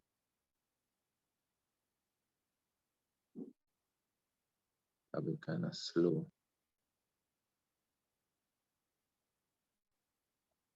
All right. So this question says there are 3 traffic lights that a motorist must pass on the way to work. Probability that the motorist stop at the first light is 0.2. All right. So let's call that F1. So probability that comes to the first light and stop. All right, let's say stop. Let's call it stop S. Let's call it, all right. Yeah, let's call it first light. So about the first light is 0.2. So therefore the probability of not stopping, they put a prime up here, is 0.8. For the second light, the probability that he stops at the second, also put first then. First, second, and third. All right, let's call it a first light is 0.2. So for the first light is 0.2. Not stopping at the first light is 0.8. Second light, probability of getting the second light and stopping. For the second and third traffic light, they are 0.5 and 0.8 respectively. So the second light, 0.5 that he stops. And if he doesn't stop at the second light, it's still 0.5 because it's a 50-50 chance. Right? And for the third light, which we're going to call T, is 0.8 that he stops. And therefore, not stopping at the third light is a 0.2 chance that he doesn't stop. Understand that? Based on information, right? Probability that the motorist stops at the first light is 0.2. So therefore, if he don't stop, probability of him not stopping is 0.8. For the second and third light, they are 0.5 and 0.8. That's information. It says, find the probability that the motorist stop at only one light. Probability that he stops at only one light. My street light, I'm going to pass through, you know, and you want to find if he must stop at only one light. No. if it's gonna stop at only one light, it's either stop at the first light, or the second light, or the third light, and then don't stop at the others. So look at the possibility for this question, part 1. So it's either stop at the first light, don't stop at the second light, and don't stop at the third light. Or only one light you must stop, So this is when you stop at the first light. So don't stop at the first light, stop at the second light, and don't stop at the third light. Or don't stop at the first light, don't stop at the second light, and stop at the third light. Those are your possibilities. All that look. Make sense? That makes sense, guys? So let's see, stop one time, or stop the last time. Those are the possibilities.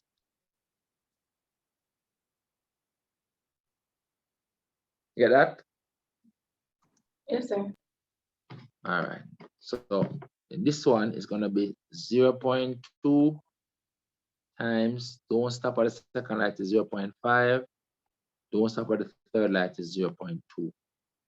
We'll put them vertical because it's kind of difficult to set it out like this. So let's put them vertical above each other. So I'm going to put this one down here. So that's an R. And put this one down here. I'm going to put the R in between them. R. So the R is a plus. And I put a line down here. So plus. So this now. First light, stop 0.2. And don't stop at the second light is 0.5. And don't stop at the third light is 0.2.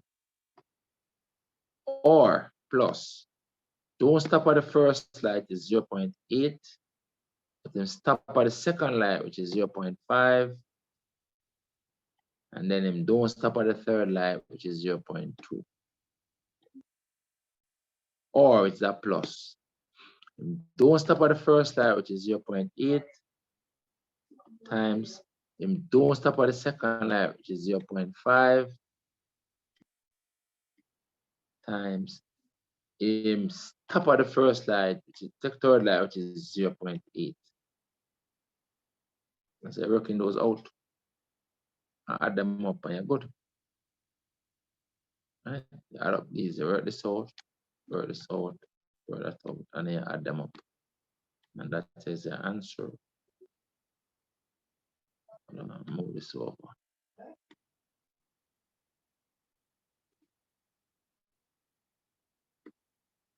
Let me shift this over.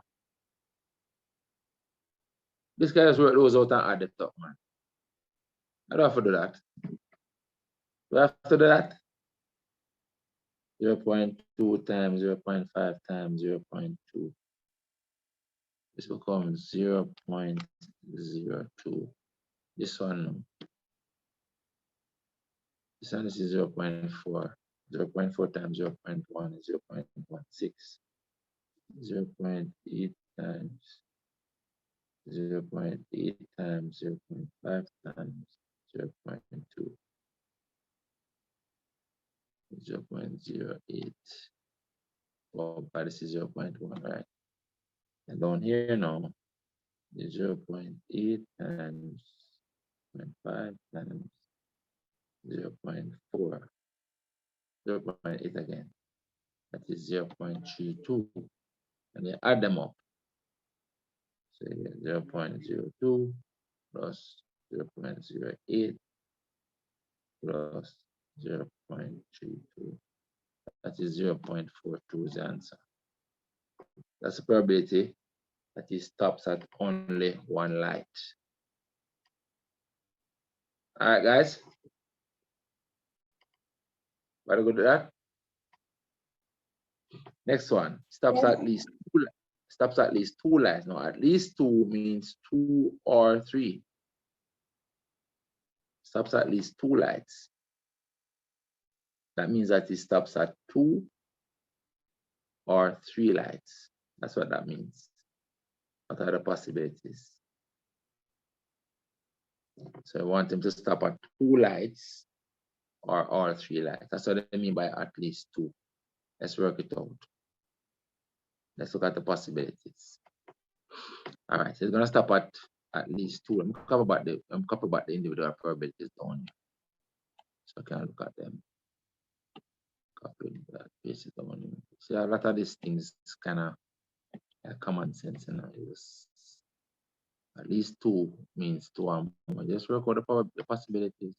One can do it. One can stop at least 2 lights. All right. So let's look at it. I'm gonna work it out. Let's put them under each other. All right. So you want to stop at least 2 lights.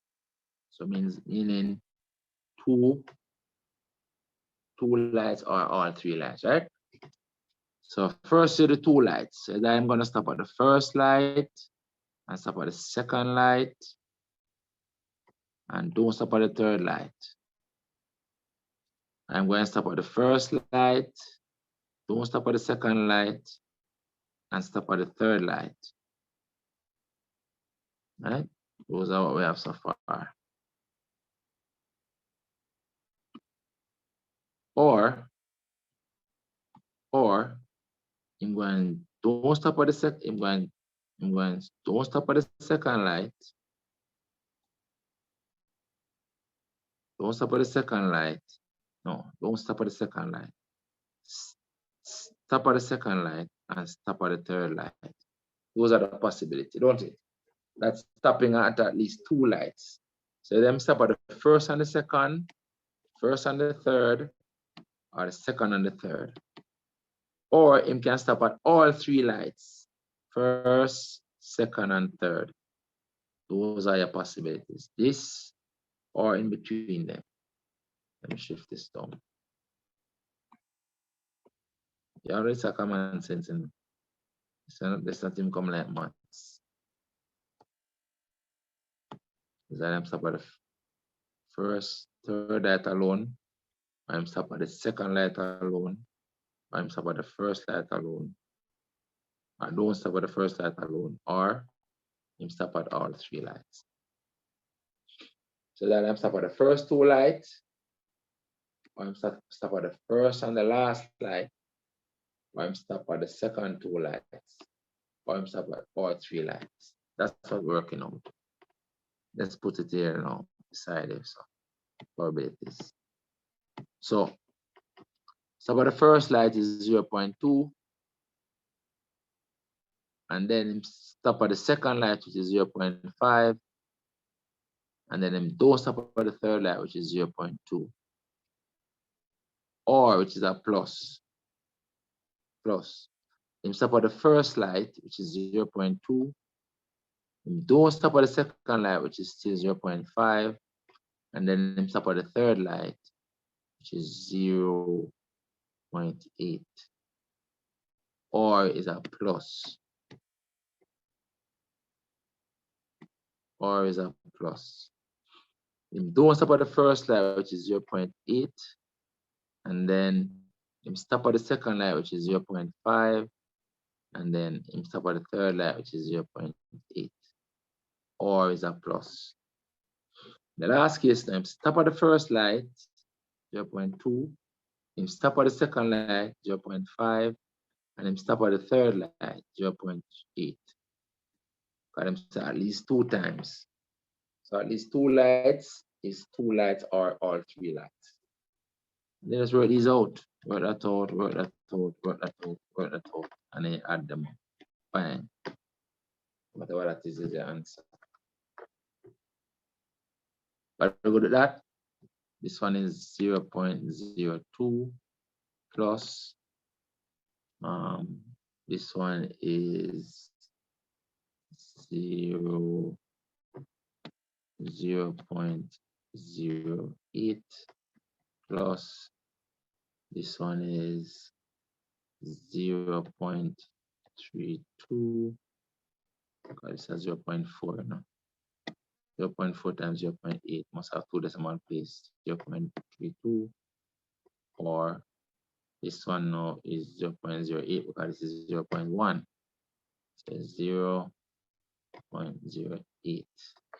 And you add up all of those, are good. You add them up, you get 0.02 plus 0.08 plus 0.32 plus 0.08. 0.5 is the answer. Wow. Comes right down to 0.5. Are you good at that? Straightforward. Yes, sir. Good. Let's look at this part. This part is statistics. All right. Says estimate the mean. We did this other day. Down here now, part 3 is probability. It says research in a town shows that if it rains on one day, then the probability that it will rain the following day is 0.25, 25%. So if it rains on one day, then the other day, the likelihood of it raining is 0.25, and so the probability of it not raining is 0.75. So if it rains on one day, the probability that it will rain the next day is 0.25, but the probability of it not raining the next day is 0.75. Now, if it does not rain on one day, then the probability that it will rain the next day is 0.12. So if it does not rain, then the following day, the probability that it will rain is 0.12. So probability that it will not rain is 0.78. 0.7, no, 0.88, 0.88, 0.88. 1 minus 100 minus 12 is 88. So it's 0.88. All right. So question says we have to draw a probability tree. Draw a probability. So we're still in a sample space question. So I'm still have to look on another question. I want to do at least one sample space question before I leave. They want us to draw a probability tree for this information. So it's the same sort of thing now. Question said, starting on a Monday, and given that it rains on the Monday, all right. So here now they're starting with it raining. So starting with a Monday. All right. So we're gonna start with a Monday. So this is a Monday. And on that Monday it rains. Starting with a Monday that it rains. Remember, if it rains on one day, then the probability that it does not rain. So we're going on to Tuesday now, we know. So starting on a Monday. So we can put Monday up here. So Monday. We're at Monday right now. And what happens? It rains on a Monday. It rains on a Monday, right? So let's say R means it rains, and R prime means that it doesn't rain. So on a Monday, they tell us that it rained. So we know for a fact that it rained. Not. We know that it rained on a Monday. So on the Monday, it rained. All right. We're going on to the Tuesday now. I want to see what happened the Tuesday. And this question went on to ask us about Wednesday. So we're going to see what happens on the Wednesday down here as well. Wednesday. All right. So it rains on a Monday. So if it rains on a Monday, then there's a possibility that it will rain again on the Tuesday,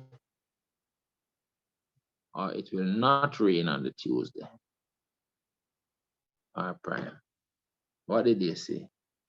If it rains, then the probability that it will rain next is 25%, which is 0.2. So probability that it will rain on the Tuesday is equal to 0.25. That it will rain on the Tuesday. So reach Tuesday now. All right, let me extend it out further. Like this. Tuesday. And extend this out here as well. Tuesday. All right. I was saying that we're talking about when we get to the Tuesday, it either it's gonna rain on the Tuesday or it's not gonna rain on the Tuesday. So the probability that it will rain on the Tuesday, right, is 0.25. right? Because if it rain on a day, which we know it rain on the Monday, then chance of it raining on the Tuesday is 0.25. And therefore the chance of it not raining, put the prime on it, not raining on the Tuesday is 0.75. So down here says not raining, up here says raining. Then going into the Wednesday now, let me shift this down. Shift this down somewhere. Going into the Wednesday now. Bam, going into the Wednesday now. Going into the Wednesday now. Now remember, if it rains, the probability of it raining on the Wednesday, if it rains, the probability of it following up with raining is 0.25. This is 0.25. That it will rain on the Wednesday again. But not raining down here. Probability of not raining after it rain. Probability of not raining after it rain is 0. Probability of not raining after it rain is 0.75. 0.75. All right. So down here, so now it rain. Probability of it not raining is 0.75. Now, after not raining on the Tuesday, after not raining on the Tuesday, see there? After not raining, the probability that it will rain is 0.12. So because it never rained on the Tuesday down here, so probability of it raining after that, after not raining, right, is 0.12. And therefore probability of it not raining after it didn't rain before is now 0.88. That's a probability 3. We can put in the end results on there. So probability of after rain on a Monday, rain on a Tuesday, and rain on the Wednesday, multiply those. But the probability, you know, so probability don't as a 1, you know, because they told us that it rained. We know this, so this is a 1. So a probability of 1. We know say it rain on the month. They told us that that's a given, that we know that already. They said that it rained. So the probability of it not raining on a Monday is 0, because they told us that it rained. See there? Starting on a Monday and given that it rained on a month. So the probability of it raining on a month is 1, because it did rain on the month. So the outcome up here, so is 0.25 times 0.25. Probably that it will rain on a Tuesday and also rain on a Wednesday. You multiply these. Right? So that's 0.25 times 0.25. 0.25 times 0.25. That's 0.0625. 0.0625. Then probably that will rain on the Tuesday and then don't rain on the Wednesday. Multiply those two now. So it's 0.25 times 0.75. And that is 0.1875. Then the probability that it don't rain on the Tuesday, but rain on the Wednesday. Multiply those two.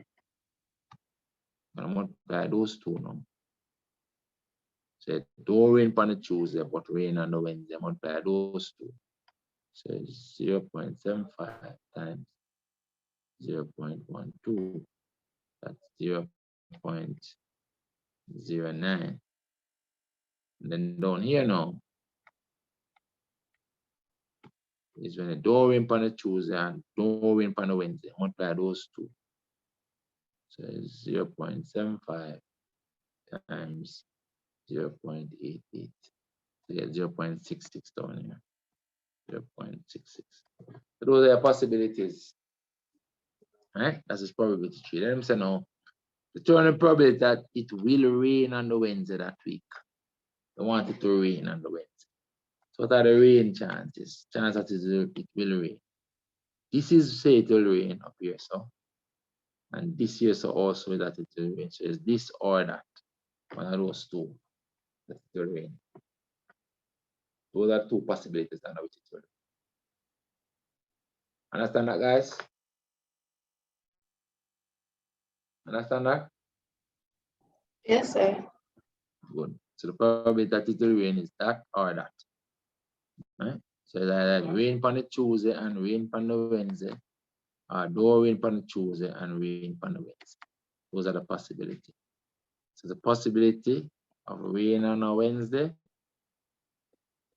is equal to 0.0625 or 0.90. Those are the two possibilities. And add them. Now you get 0.0625 plus 0.09. 0.1525 is a possibility that will rain on the Wednesday. Because I had rain on the Tuesday and then rain on the Wednesday. All right, don't rain on the Tuesday, but rain on the Wednesday. That's a probability 3 right there. All right, I still want to do another question because I want to do a sample space question, and I know them set sample space questions. So make a look and see. I'm just going to look and see if I find a sample space. Let's look at 2014, like I do in all of them. Let's look at 24. I will leave 2 for you to do it now. I have to leave 2 for you to do. You have to practice. If you use your own brain. When you try them and let me know. 2014. Let's see if there's any on this one. On the sample space question. Sample space is something that they tell you to draw sometimes. Like a table. Let me fill out the possibilities in a table. Looking for number. See there? That's a sample space, eh? Sample space. Sample space. A sample space basically lists all the possibilities, all the possible values that you can get. That's what a sample space does. And they will give the conditions for you to set up a sample space. All right, let's look at this question. All right, so we can stop at this one after that. Stop at this one. I'll leave you to try, work out, watch over the video and try the questions for yourself, and then do the others. All right, the question in the exam will be more than like similar to this. All right, it says there are 60 students in 6th form at a certain school. Mathematics is studied by 27 of them, biology by 20 of them, and 22 of them study neither mathematics nor biology. So as you read this, you know, it's a set question. So I'm gonna do this. I'm gonna draw my Venn diagram so I can visualize what is happening. So I'm just gonna draw my Venn diagram for this one. They don't have to tell me to draw a Venn diagram. My Venn diagram will help. It becomes a visual of the situation, of the information.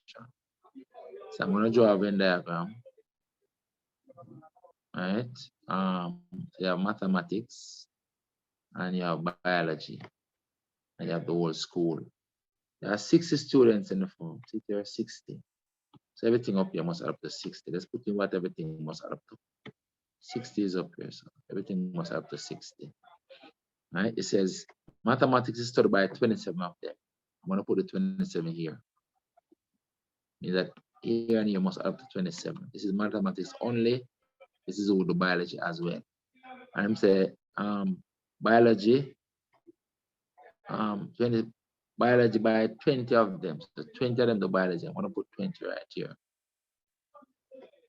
And then I'm saying 22 study neither. So I'm gonna put 22 out here. So if 22 is out here, so then you know say everything in here so must add up to 60 minus 22. 60 minus 22.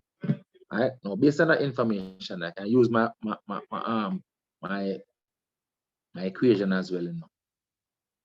My equation is that probability of M is 27. No, but no probability.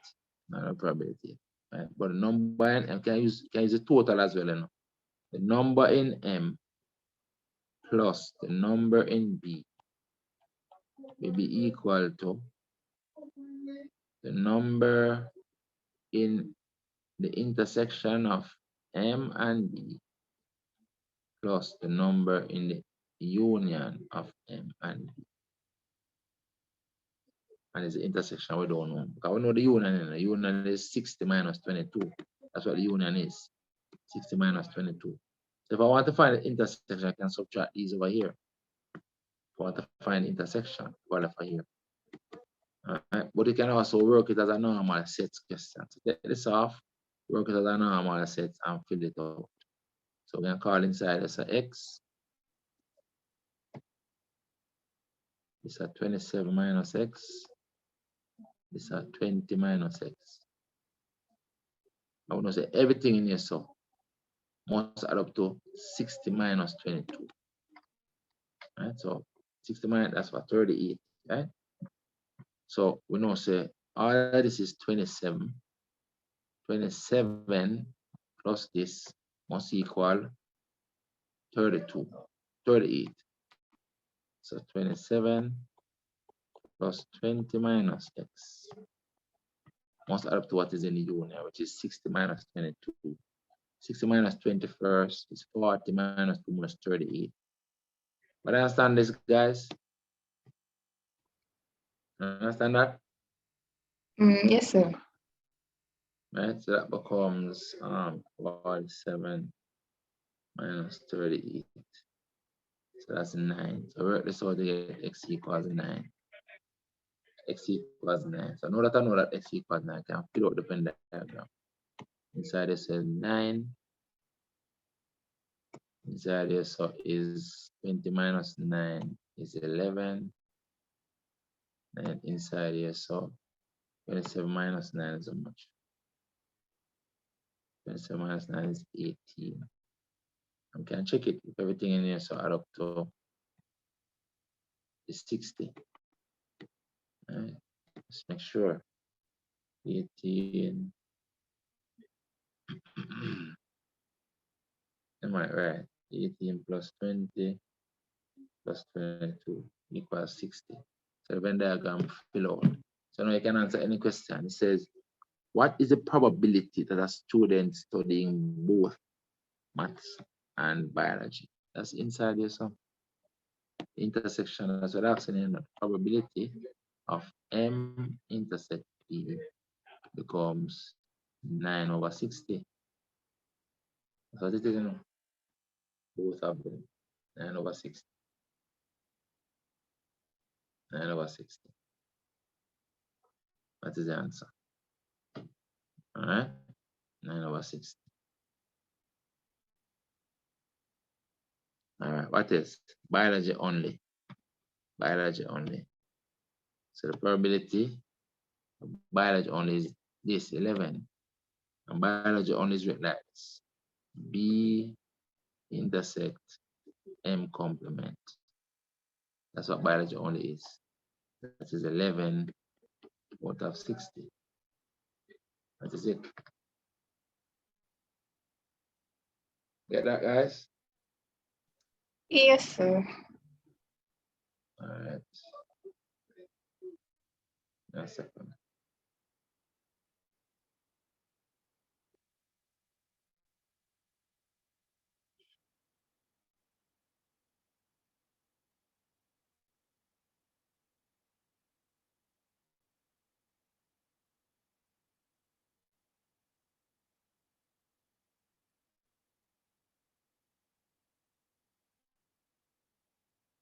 All right. So the next part now is a sample space question only, which is what I want us to look at. All right, it says two ordinary 6-sided dice. So it's a 6-sided dice, they have 6 sides each, right? So those are the 2 dice. And one up here, one up here. What's the sample space? They said they are thrown together. It said the random variable S. So they're defining a random variable for us now. S represents the sum of the scores, not of the faces. Now, sometimes they might give a question with the difference, or they might give a question with the product, or whatever, right? Just follow the instructions. All right. Now, they want us to calculate. They want us to complete the sample space. So basically, we're doing what? The sum of the values, right? The sum. Another question might ask for the difference. Another question might ask for the product. Another question might ask for the quotient. Here we want the sum. So for example, right here is the sum of 1 and 1. All right? And right here is the sum of 2 and 4. And right here is a sum of 5 and 3. And so it continues, right? We basically want to fill this out. So here now is 3 and 1 is 2. So what you can do is keep adding these values to the 1 of the line. All right. So add 2 to 1, I get 3. And add this to this, I get 4. Add this to this, I get 5. Add this to this, I get 6. Add this to this, I get 7. Now coming up this line now, 2 and 1 is 3. 2 and 2 is 4. 2 and 3 is 5. 2 and 4 is 6. You see, keep going up, right? And naturally, this is 8. You must pick up the trend now. 3 and 1 is 4. So these increase this way, and these increase that way. And you can literally see what is happening, the trend, right? 4 and 1. This becomes 5. This becomes 6. This becomes 7. And up here now, this becomes 5. This becomes 6. This becomes 7. This becomes 8. This one becomes 7, this becomes 8, this becomes 9, this becomes 10. These increasing across here. This becomes 11, this becomes 12. These increase up here. This becomes 8, this becomes 9, this becomes 10, that becomes 11. These increase up here. 7, 8, 9, and 10. So you see this pattern when it's adding, and subtracting, you see a pattern. As when you multiply, you see a pattern. This one's a sum. All right. This question says now, find the probability of getting a number greater than 9, a value in the sample space that is more than 9. So all I have to do is find all the values that are more than 9 and put them over the total number of values. How many values are there? 1, 2, 3, let's calculate. How many values are across here? And multiply these. This is a sample space, and this inside here. That is a sample space inside the red box. How long is this one? 1, 2, 3, 4, 5, 6. 1, 2, 3, 4, 5, 6. So the total in sample space is 36 total. So the total outcome is 36. All right. Then now we want to get probability of getting a value greater than 9. The value is greater than 9. Let's mark them. So them here. That.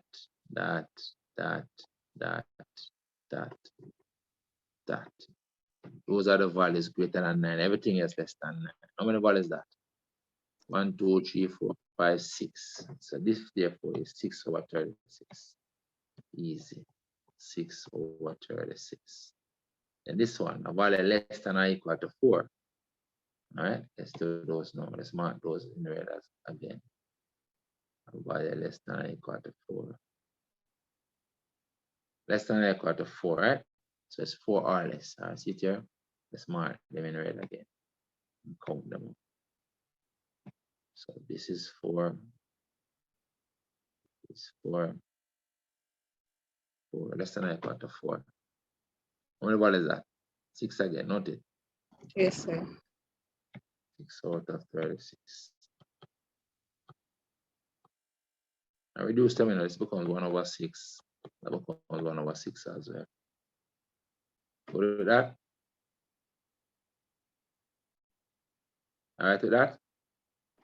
Yes, sir. All right, let's continue.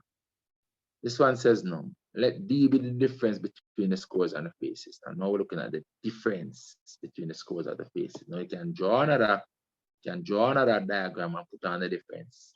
Get the sample space, right? Or you can reason it out, right? So let D be the difference between the scores of the faces. All right. It says the table below gives a probability of each possible value of D. All right. They give the probability of each possible value of D. Now you can draw another sample space diagram and just fill it out and just fill this out easily. Maybe that's the easy way to do it. So let's say I'm drawing another sample space diagram. So let's draw one more quickly. I can go up on the table and just write over the difference on those values. But I can draw another one quick. All right, so I'm gonna draw another one. Pick 1, 2, 3, 4, 5, 6. 1, 2, 3, 4, 5, 6. All right, just draw one more quick. That. And let's spread them out.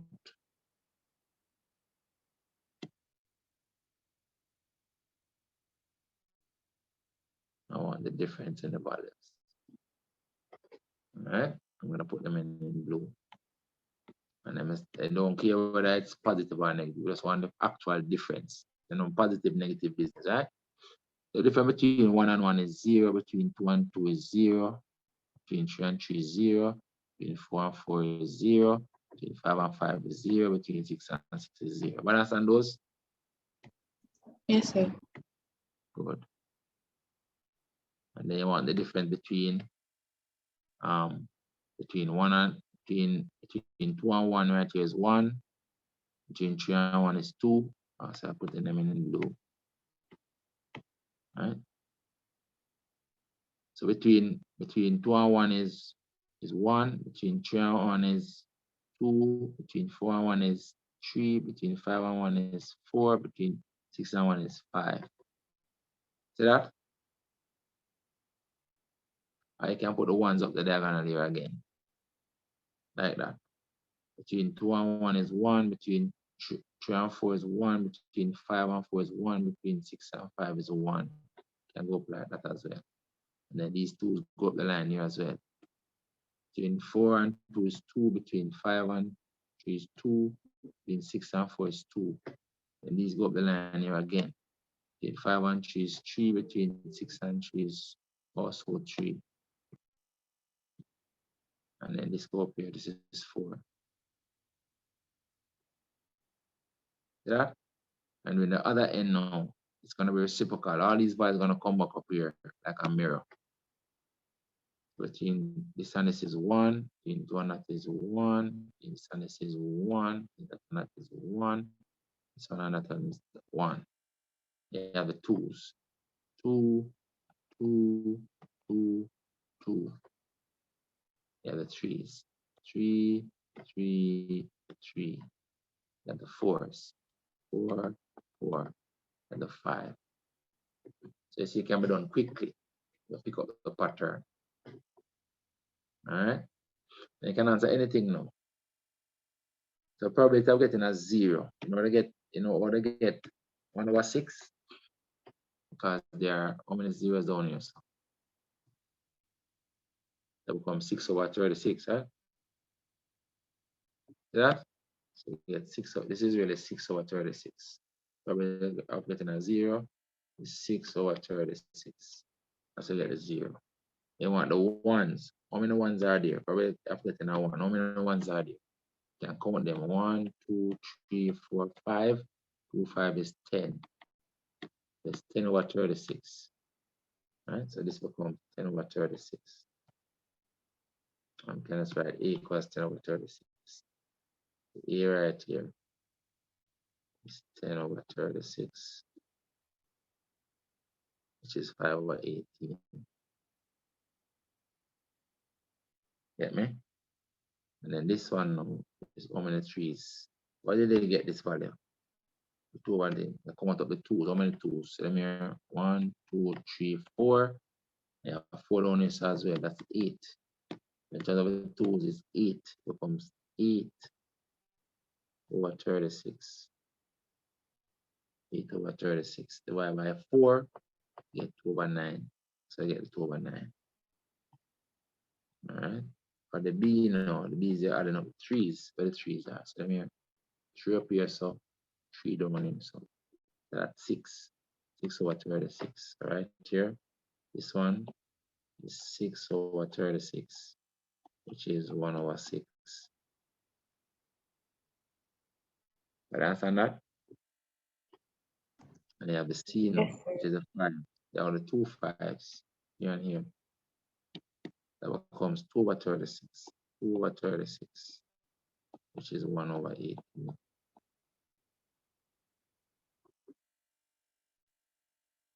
Those are answers. And then the second part of the question is statistics. So we got a, thankfully I got a sample space question.